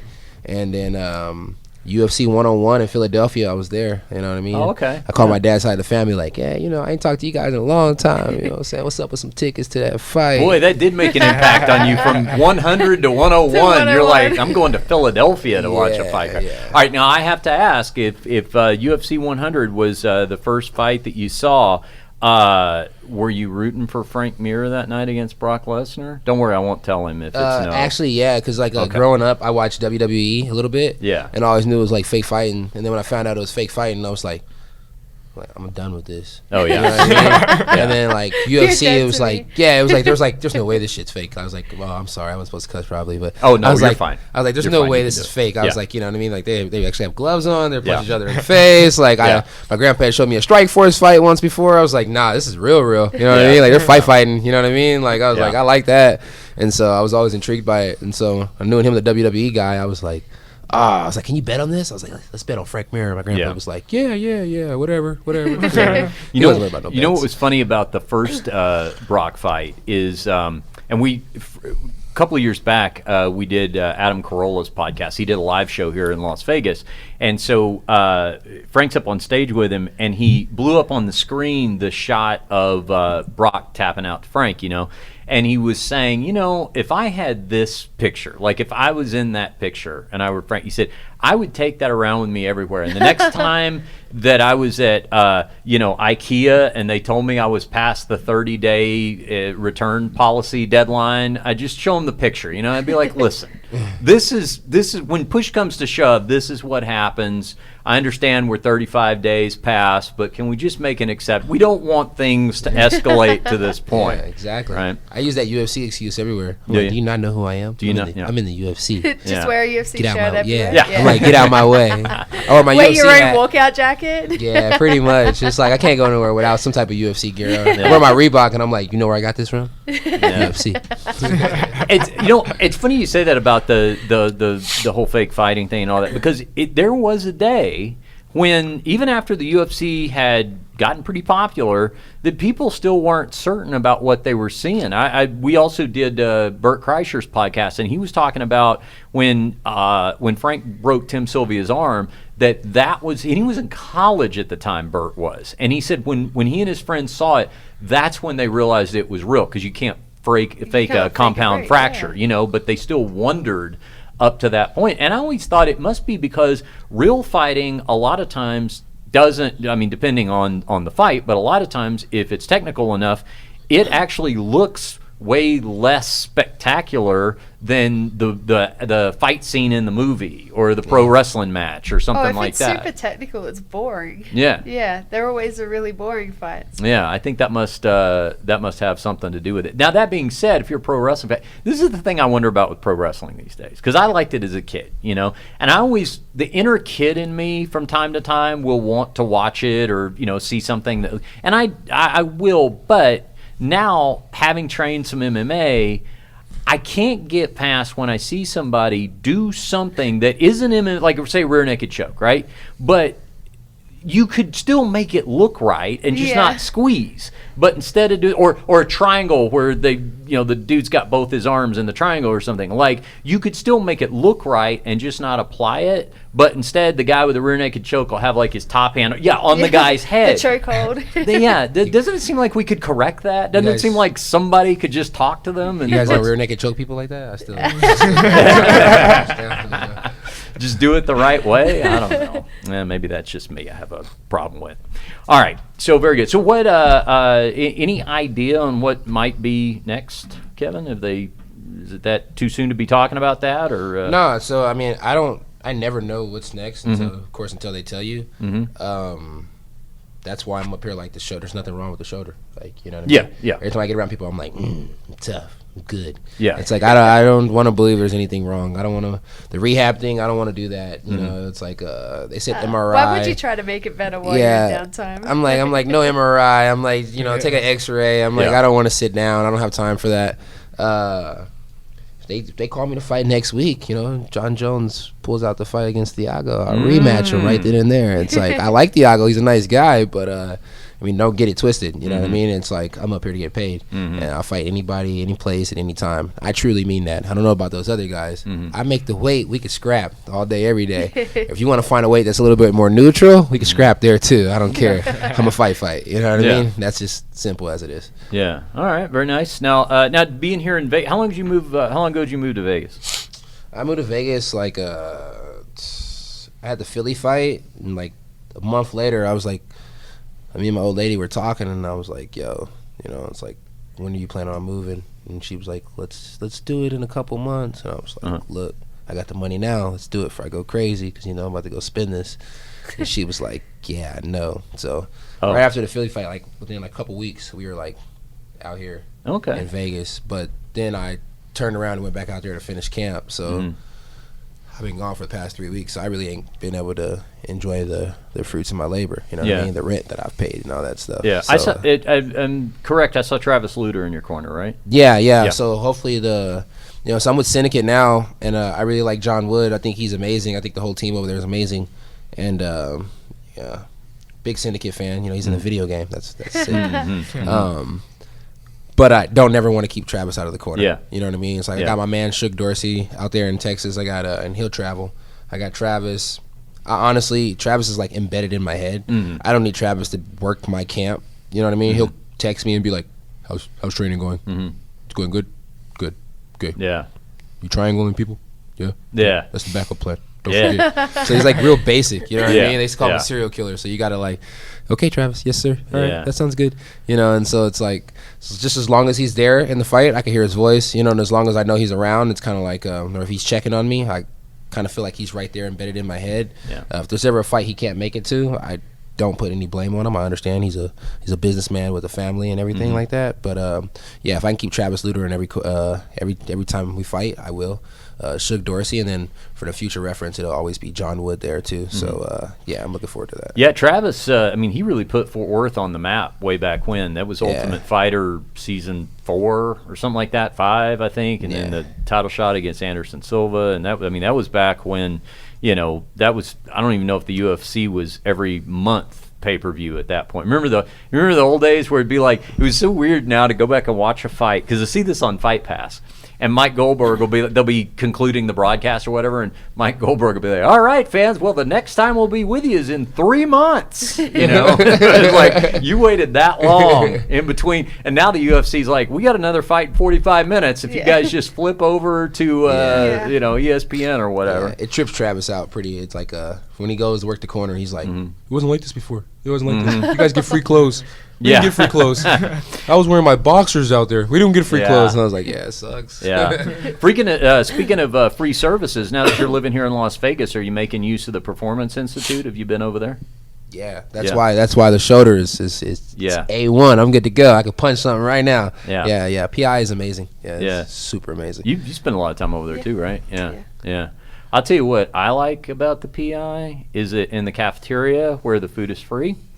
They have Beyond Meat skewers. Yeah. So because you're a vegan. That's right. Yeah. That's good stuff. That's premium. That is the Cadillac That's of the vegan fancy options. stuff, That right? Beyond Meat, and it's plentiful. It's like there's more than I could eat. They just go in. They got it all laid out for me. Yeah. No, not for you, right? Nah, my old lady can cook. I don't go to the PI. Oh yeah. Not to eat. Oh, okay. Okay. All right, very nice. Well, here's the thing. So Kevin, I'm gonna first of all, I should have offered you a water, and I did not. Would you like a water? No, you're good. Okay, you're okay. good. I just All had a right. margarita. Oh, okay. All right. Well, here's the second question, because before we wrap up, I have a few other items to get to. Jesse, who has known me for a long time, is not going to be shocked in any way by a couple of things I'm about to say. But for the uninitiated, we are going to veer drastically off of the MMA path. There may be a few references to legalized prostitution in the conversation. So if that will in any way offend your Christian sensibilities, I will totally understand if you need to step out. But if you're so inclined, I'm asking you to stick around. All right, Which path do you choose? I always choose the dark path. Okay. All right. Here we go. A little brothel talk. So I had an interesting email this morning, Mikey. Porno Mikey over there producing. We call him Porno Mikey because he shoots pornography professionally. That's legitimately his other job. So some of my Pornhub videos I be watching. That's what's up. You probably see his work. Yeah, he's very he doesn't have an ego. He's always just off camera, but know he's there. And you will think about him being there the next time you go on Pornhub. Trust me, I just ruined it for you. Okay, so the thing is that my other gig, speaking of weird gigs, is that I help run a brothel. A legal brothel, because here in Nevada, they're legal in certain areas of the state, right? Well, it's about an hour outside of Las Vegas, a legal brothel. It is the only brothel that you're going to find in Nevada with a science fiction theme. It's right next door to Area 51, where all the aliens are and all, all that kind of stuff. Yeah. So there's that. And we're also known for bringing through a lot of well-known porn stars. And that brings us to today's topic, okay? So I won't say, because we're in the midst of an ongoing negotiation. So I probably shouldn't say which porn star this is, okay? But just know it's probably somebody you bookmarked on Pornhub. Okay. And Mikey knows the business, so he can weigh in here as well. And Jesse's here so that I can attempt to shock her, which is not an easy thing to do, but I'm going to give it my best. So as they do, we had a lady book an appointment with a guy. And what they do is they call in. You can show up out there and just walk in and do appointment that way, booking that way. But a lot of times what they'll do is, especially for the porn stars, they'll email them in advance. Hey, I'm going to be out there in 2 weeks. Let me set an appointment this date, this time. Are you going to be available? All this kind of stuff. And so that's what we've got to deal with here. Now, that in and of itself is not particularly unusual until we get to what the guy's request is. All right? Now, this is the email from the client. Okay, this is a little bit about his how do you do introduction before he gets out there. He says to our porn star, he says, so I'm going to come with a friend of mine. We want to do everything in this video of yours, and he includes a video link. So right there, that you know what this is like. And I can. What's that? Is it that new video that's going around? Oh, I don't know. Wait, what new video is going around? What is You guys haven't seen it? I don't know. I think if I was like to inbox it to you guys like, oh, right now, you guys would all be like, no, it's The worse than fuck's 2 girls in happening? 1 cup. No. Yeah, it'll get me on some sort of watch list. Well, okay. So when they send the link, the video, let me give you to draw an MMA analogy. That would be like me at an introductory level. Emailing Jesse saying, hey, can I come to your gym where you coach and sign up for your class? By the way, I want to learn to hit like this link where Cyborg is knocking people out. You know what I mean? Like there's a unrealistic level of expectation at that point. But anyway, he puts in the link. And the link was like some 10-guy gangbang or something, right? All right. So he continues. He says, we want to do everything in this video of yours. We'll compensate for bareback blowjob. Now, right there, can't do it. By state law, you all right there? Yeah. You okay, Kevin? I'm halfway through the email. All right. You got me. All right. Right there, by state law, we have to use everything is condoms mandated. So that's a non-starter. So that won't even be up for negotiation. That's state law. Even for BJ? Yes. Yeah. So the guy is, but that happens sometimes where somebody has a little misunderstanding about what they think are the possibilities they can do here.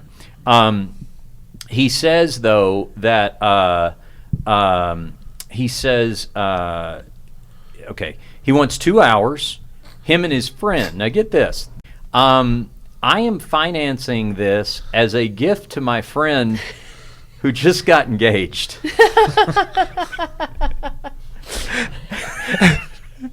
And what he's hoping for here is hold on. Wait a minute. What he's hoping for here with he and his friend who just got engaged is 2 hours of a double anal experience.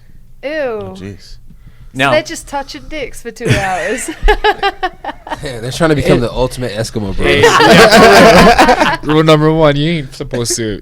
No crossing swords, man.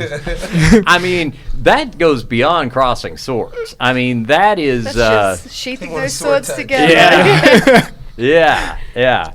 So, obviously, they're very close friends. Now, I'll tell you, I mean, I think he is going to be shocked at the sticker price for this. I think this poor fellow is, because I've been communicating with our... $25.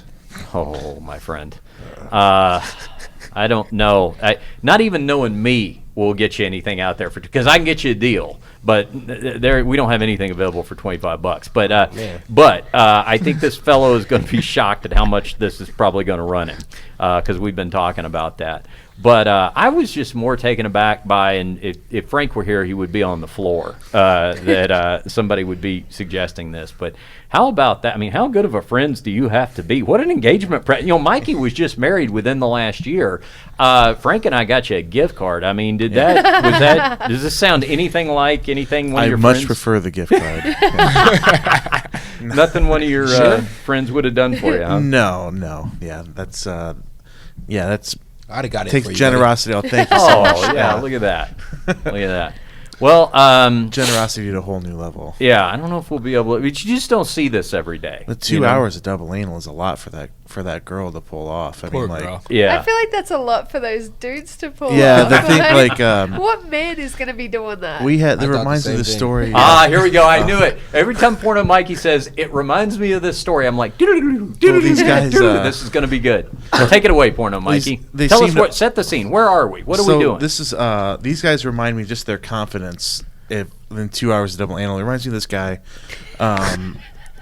He was a new guy. Brett Ravage was his stage name, and he kind of fudged how experienced he was. Yeah. And we booked him with Sarah J. What, by the way, when you say fudge, give me an idea of what fudging experience would be. So my boss says, "Oh, have you know how many scenes you done?" He's like, "Oh, I've done 10, 15 scenes. I'm good." But so my boss is thinking, "Oh, he's done 10, 15 boy-girl scenes." But in the industry term is a mope. He's been like the sixth guy in a blow bang a few times. So like. He's done a few of those, like never really done a boy girl by himself. So he's. Oh, wait a minute. Okay, I'm sorry. I know I keep pausing you, but hold on. We don't want to gloss over the details. A mope. That's the term for guys who are they're male performers, but they only do like blow bangs and kind of stuff like that, where they're basically a glorified extra. So they're literally the sixth man. They're like the sixth man off on a basketball team. They're not a member of the starting five. And so when they go soft, they can just hide in the corner for a little bit, and And there's usually when you shoot a blow bang, there's like two guys who are like pretty good, and then everyone else is like getting paid like $50 if they're getting paid. So at you all. got a couple of guys who are like your Michael Jordan and your Scottie Pippen, and then you got a bunch of bench warmers who are who are making the league minimum. Yeah. You doing okay, Kev? Yeah. Okay, just checking. All right, go ahead. Please continue, Porno Mike. So he's been the sixth man anyway. He's like, "Oh, I've done a bunch of scenes," and so he comes in and he has his jar of coconut oil, and it's a Costco brand, and later. And by the way, is this an industry standard that you would show up with, like Jesse always insists everybody come with their own mouthpiece? I mean, is this their own mouthpiece? We always suggest if you have like I only like this lube. Like we carry, whatever the brand we carry. Yeah. And we always have something on set. But if you like, I need XYZ brand or I need coconut oil, like bring your own stuff. Wait, so they use coconut oil as lube? As lube, yeah, because it's healthier and you can eat it and all that. And so it's Smart. It's good. But I needed to know that. Yeah, I really did. I'm telling you, that's good stuff. You just save a lot of money. Yeah, and it's cheaper. Yeah, it's like especially $6 if you go to for, Costco. So it's completely healthy to use coconut oil. Yeah, they use coconut oil. As the only bad thing is for us on the production side, it really stains and it like gets in.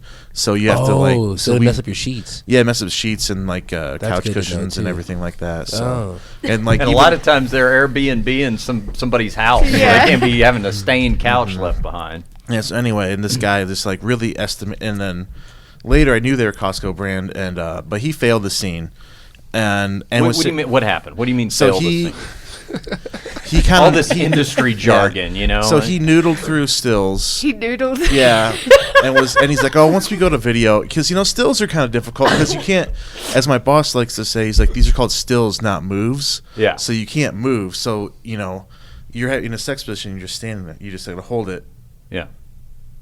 And then you go to the next one, So and then while I set up lights, you get your strokes in to stay hard and blah blah blah, and then you move, and then you get to the next one and you stand there. Mm-hmm. So that can be difficult because you're standing there, all that stuff. So he's like, once I get the video, I'll be fine. And you go, all right, and kind of made it through. BJ was taking a lot of like, give me 5 minutes. Oh, give me 5 minutes, and hour later, we made it through like one position, and our boss is like, "All right, you got to go."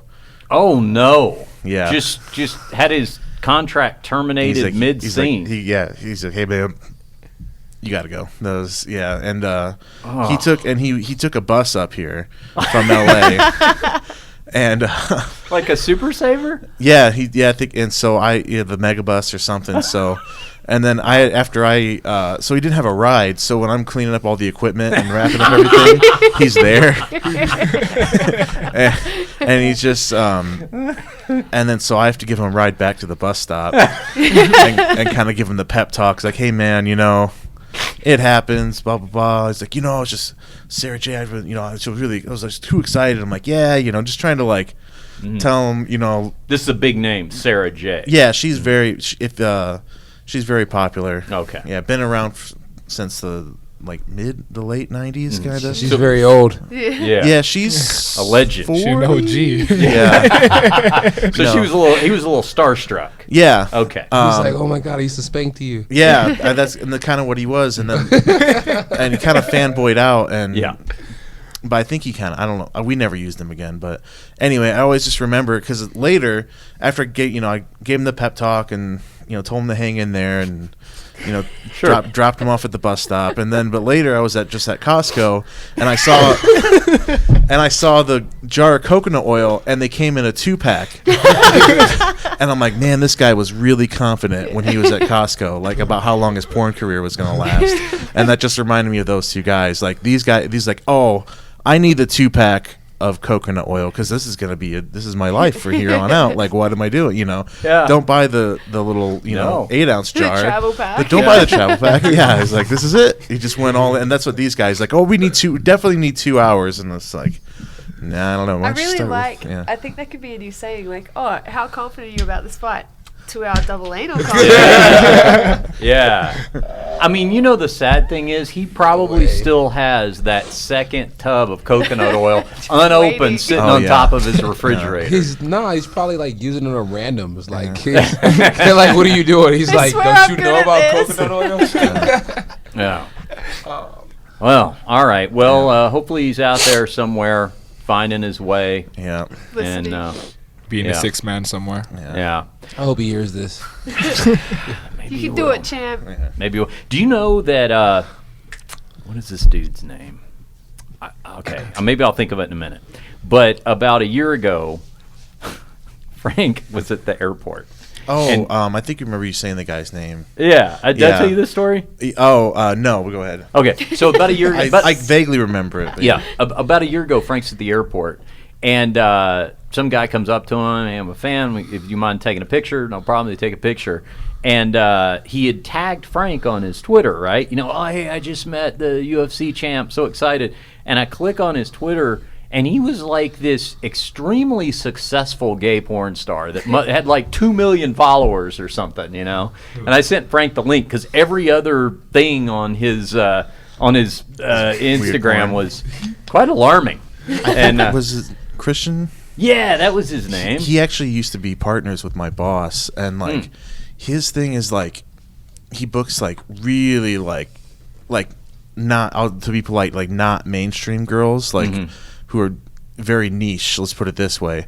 And he would book them on purpose, so like a normal dude would show up and then he'd see this girl and he'd be like super freaked out, like what, this girl's like 65, or like this girl's like 275 or something like that. And then but that's like his thing.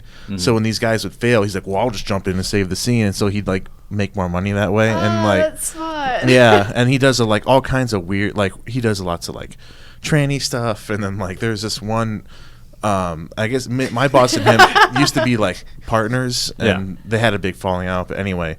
But he still talks, like, has some stories about everyone. I guess he did one where, like, he got pegged wearing, like, a baby's outfit or something. and so if he talks shit on Twitter, people always, like, send him that picture. And he's like, I remember one time going, like, oh, send the baby picture again. I don't give a fuck. I got paid for that scene or something like that. Man, it sounds like we should have gotten him on the podcast. Yeah, he does, like, a lot of, like, I guess he just does, like, really, like, I don't think he does, like, full-on gay stuff, but like he does a lot of stuff that's like just teetering the line of gay. No, and just there's like no teeter in the line. I know, Jason, but like no, there's no teeter in the line. There's a lot of like very like on the edge, like kind of stuff. He very is. He just tries to edge himself out of being. Yeah. Well, that's really where the money is as a guy, right? I mean, no, because you can if you're like, let's say like. If you're a good performer, like you can get just like on command, make your dick hard. You're gonna work every day in straight porn, and your rate's gonna be, I don't know, $800 or something. But there's just less demand because there's less gay people. $800? That's if you're really good as a male performer. That's if you're really good. $800 for a gay. Oh no, porn? for straight. You get paid. Wouldn't you get paid more for gay? No, per scene, but there's so much. There's less demand because think about it. There's like what 10% of the population is gay. No, less. Or less than that. So okay. So they shoot way less. But like if you're a really good straight performer, you're working 25 days a week and you're making whatever anywhere from like our price range was like 5 to like maybe 700-800. So you're doing that 5-6 days a week, like a full-time job. And plus, for us, a lot of times you're in and out in 4 or 5 hours. Literally. So there you go. But really that's kind of like you make more per scene in gay, but like I see. if you're like a good performer, you can do. It's like a quality versus quantity Quantity, type of booking schedule. Mm-hmm. I see. About Okay. A bills though. I don't know. I have no idea about none of this, guys. No, of course not. Remember that. Of course not. I'm sure you're hearing about all this for the first time. This is very wild. Well, we're not going to be able to top that, so we're going to have to end on that. But just as a quick bonus, Mikey, tell them the Dirty Harry story. It's one of my favorites. Oh, this one, first company I started working for, the website we shot for was called Jurassic Cock because it was a really, really old guy and a young girl.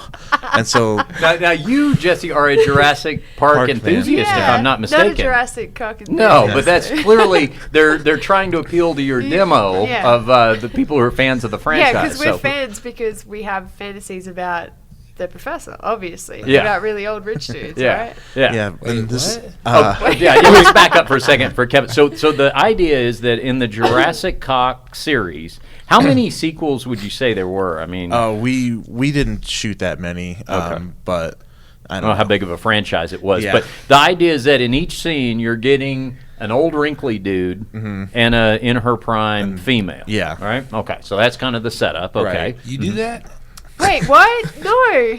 No, she likes joking. Jurassic Park. She likes the I like dinosaurs. the dinosaur. Yeah, she somehow did not make the I made a transition joke, over to Kevin. the. Please don't tell people yeah. that. I'm like, what's going on? I told you. I gave wait, you what? I gave you the option to duck out after we talked about Thiago Santos, but you said no. You said I'm okay. I'm all right.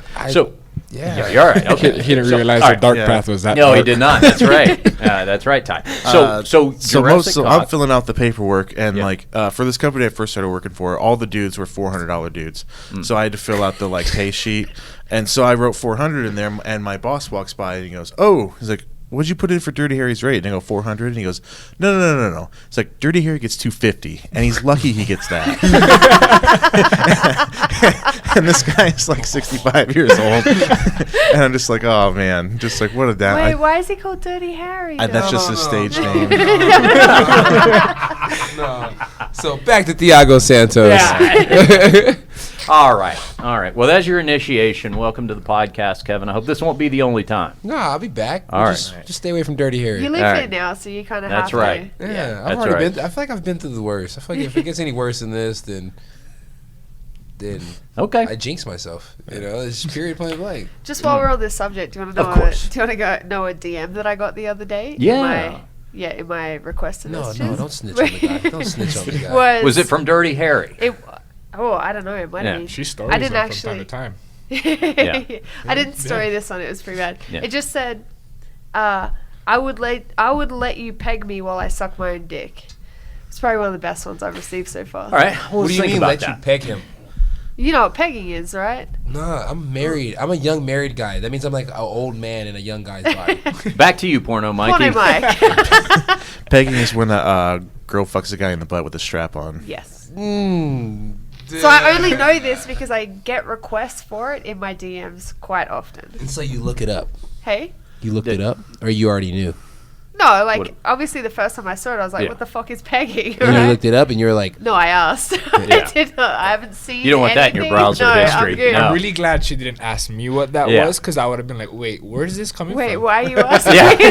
But What's you knew the what next pegging was. question? Yeah, I know what that was. Yeah. Where's this I going? know a bunch of stuff. I probably Yeah. shouldn't even know what I should So, say. all right. So let me break this down because, of course, there's the surface shock value in that, Jesse. But I'm going to read a little bit below the surface. I'm going to give this fellow the benefit of the doubt, and I'm going to see a couple of things in that. One, I think what he's saying to you by the first part of it, which is I would allow you to do this, is I'm open-minded, I'm progressive. I'm happy for you to be in charge. Yeah, Yeah. exactly. I am interested in a give and take. why didn't he just say relationship. that then?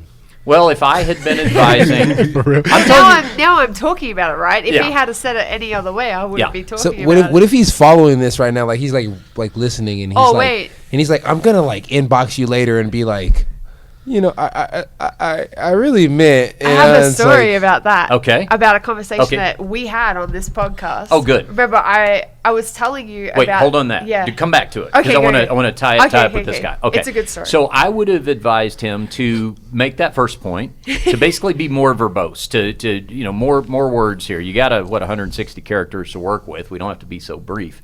And then the second thing I would say is where he said the with my own dick part. I think what that was just an attempt to let you know that he thought he was he's on the well-endowed side. Because that's something that, to my knowledge, Mikey, I've only ever seen in his prime Ron Jeremy accomplish. You have to maybe get like a vertebrae removed or something to be able to do that. Yeah. Yeah. Yeah, Okay. exactly. It's like, Yeah. wait, so by him saying that, does that mean he's tried? Yeah. Yeah. Or that knows? he's just For sure. 100% or that he's he's tried. just real If you're confident. talking about sucking your own dick, 100% you've tried to suck your own dick. Yeah. Wow. Even Ron, though, I mean, it wasn't like it wasn't Did like you know this was going to be like this? Tim? Yes, it's perfectly fine. Yeah, I'm good. I'm good. You said James Vick was on here earlier, Yeah, right? yeah. Yeah, if James can do it, I can do anything. Okay, all right, all right. Freaking James, you know. James is the reason why I say, do you know I'm in the UFC? He used to come to the gym and be like, hey, motherfucker, I got 7 UFC fights. You don't tell me. Yeah.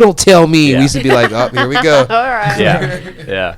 So okay, so that's that, and I assume there was no follow up from you. No. There was no. No, I they let exchanged that one numbers. go. Yeah. They're best friends. Yeah. Yeah, I introduced him to Ty. Yeah. Yeah. We like have a really open relationship. Yeah, I just the thing about No stuff comment. like that, and then I want to hear your other story, especially as it pertains to this show. But I have always wondered, and obviously that's a more extreme example, but even like the old cliche of the construction worker that whistles at the girl when she walks by.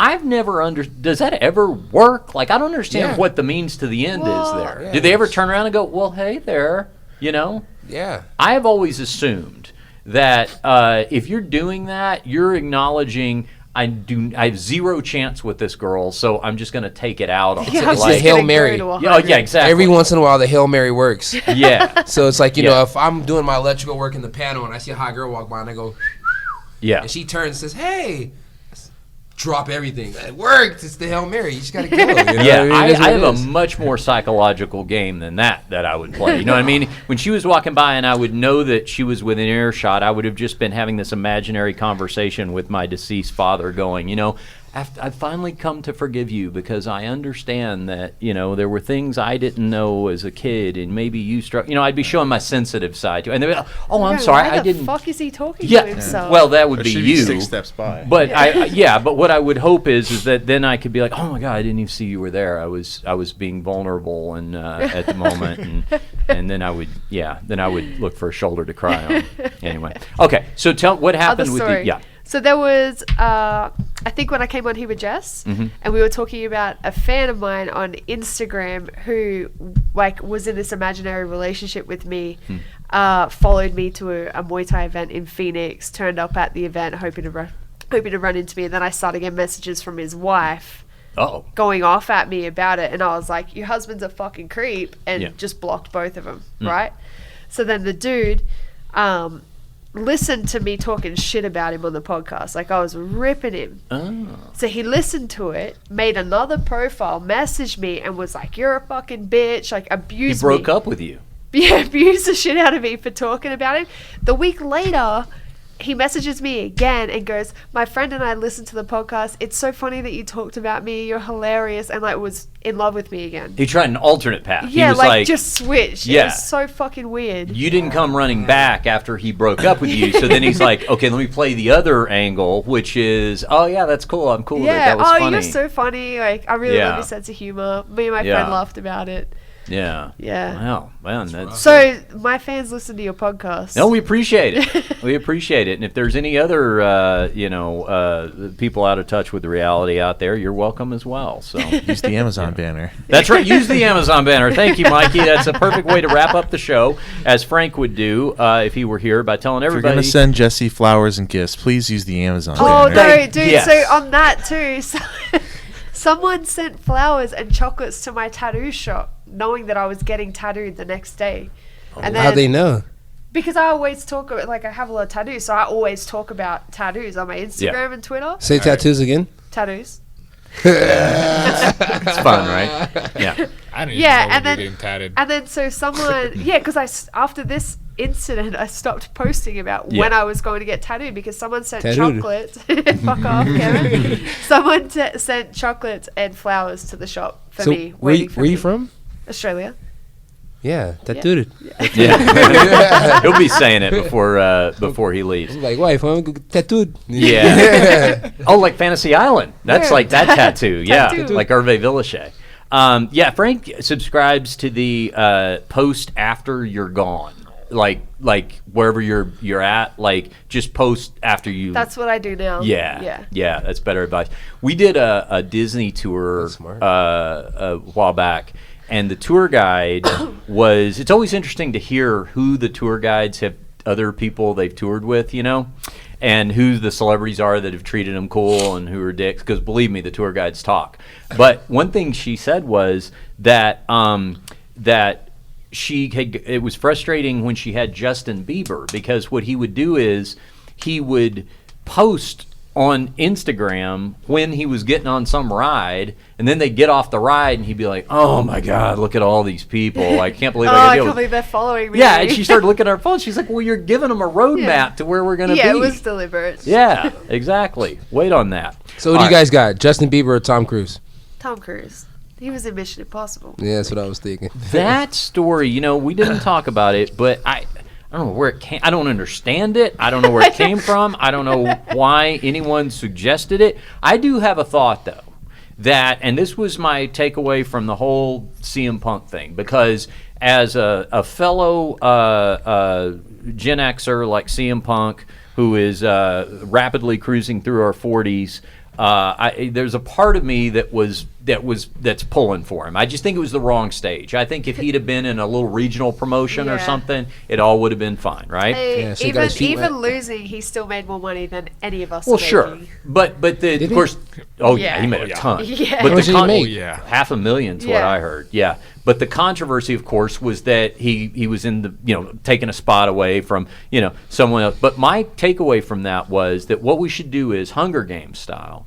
Every 10 years, not more than that, but every 10 years, a celebrity is selected to enter the UFC octagon. And we also don't tell them. Like, they're just randomly plucked, right? And I think every 10 years it would be fun. Don't you think? Like, any more than that. I'm not surprised. Like, I would be surprised if something like that does not happen with the UFC. Don't you feel like, even for the hardcore detractors, Celebrity deathmatch, real life. Yeah, that every 10 years they'd be like, oh, okay, what the heck? Let's just have fun for one night. I wouldn't mind if it's every 5 years, because it seems like every 3 years one annoying one pops up. Oh, okay, yeah. This is my thing. I feel like if you say it, you should have to do it. Like if they come out of nowhere and be like, I think I want to fight one day. It's like, no, I don't think you want to fight one day. It's like, you have to now. Yeah. Like the people You have put that voted. energy You put that energy out there. Now you're gonna keep it. We're gonna You know what they should do, Jesse? They should those celebrities should just at least have to go through the Wimp to Warrior program. Come and train with me. At least get one season done, one amateur fight. And I'll then pick you your opponent for you. Come and train with me. Oh. Tell you what, Wimp to Warrior would blow up for sure. The people would be like, all right, I'm just trying to get on just so I can meet so-and-so if he's on there. Like, yeah, exactly. All right, Mikey mentioned the Amazon banner. It's on the front of phoneboothfighting.com. Click through that if you're shopping on Amazon like everybody does. And it doesn't cost you any more, but a little portion of whatever you spend goes back to the show, and we benefit from that. Also, check out our Diamond MMA banner on the front of phoneboothfighting.com. I'm mentioning that a lot in Wimp to Warrior these days, Jesse. Every time one of my training partners who I know you harp on mouthpieces, but inexplicably are not wearing cups at this point. Every time I've said that as well. I don't wear cups. My God. What's it? What? You don't? Never.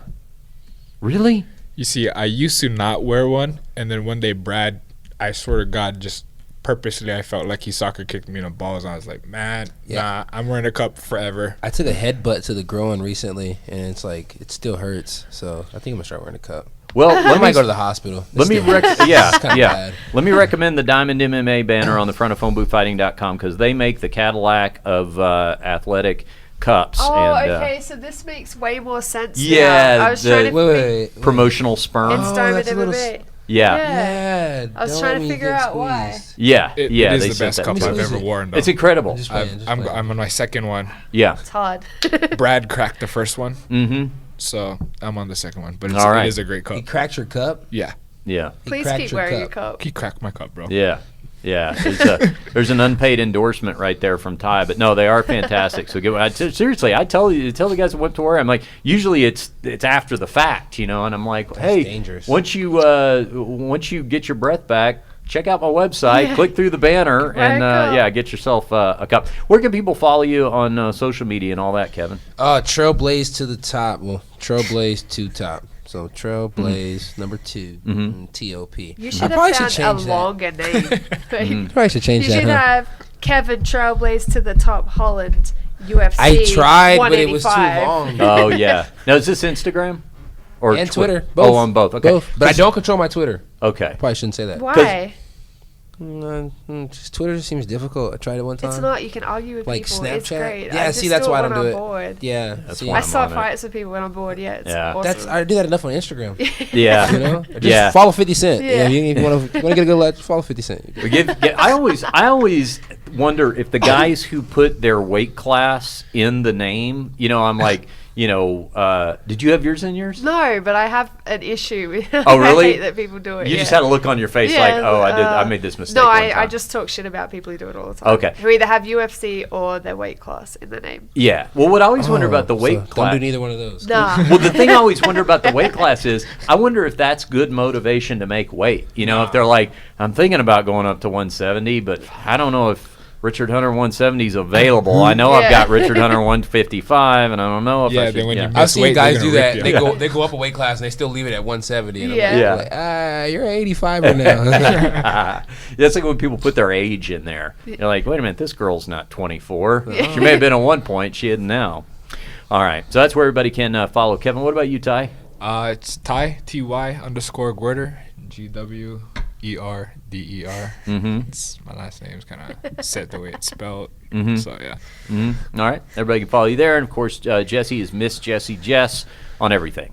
Right? On everything. Very simple. Very Miss smart. Jessie Jess, UFC, MMA 125, 135. No, you don't. I was about to say, whoa. Yeah. You don't have all that. All right. Follow us on social media, Phone Booth Fighting on Instagram, Phone Booth Fight on Twitter, because they don't give you as many characters to use. We have a Facebook page we'd like you to like, and, of course, our YouTube channel. Subscribe to that YouTube channel, because we put these videos up. You may be listening to the audio of this podcast, but if you are watching this podcast, you didn't get to see James Vick and Sodiq Yusuff on Skype. You didn't get to see the BJ Penn strip club parking lot fight. You didn't get to see, we were talking about Ty's tattoos, and you won't be able to have the visual companion if you weren't watching. So lots of reasons to subscribe to the Phone Booth Fighting YouTube channel. Anything from you, Porno Mikey? No, we're good. All right, we'll be back next week with Frank Mir. He'll be back. So hey, thank you so much for filling in, guys, especially on short notice. Really thanks for appreciate it. having Thank us. you for coming in, Kevin. I hope you had a good No time. problem. Sorry I was on CPT. You weren't. You were.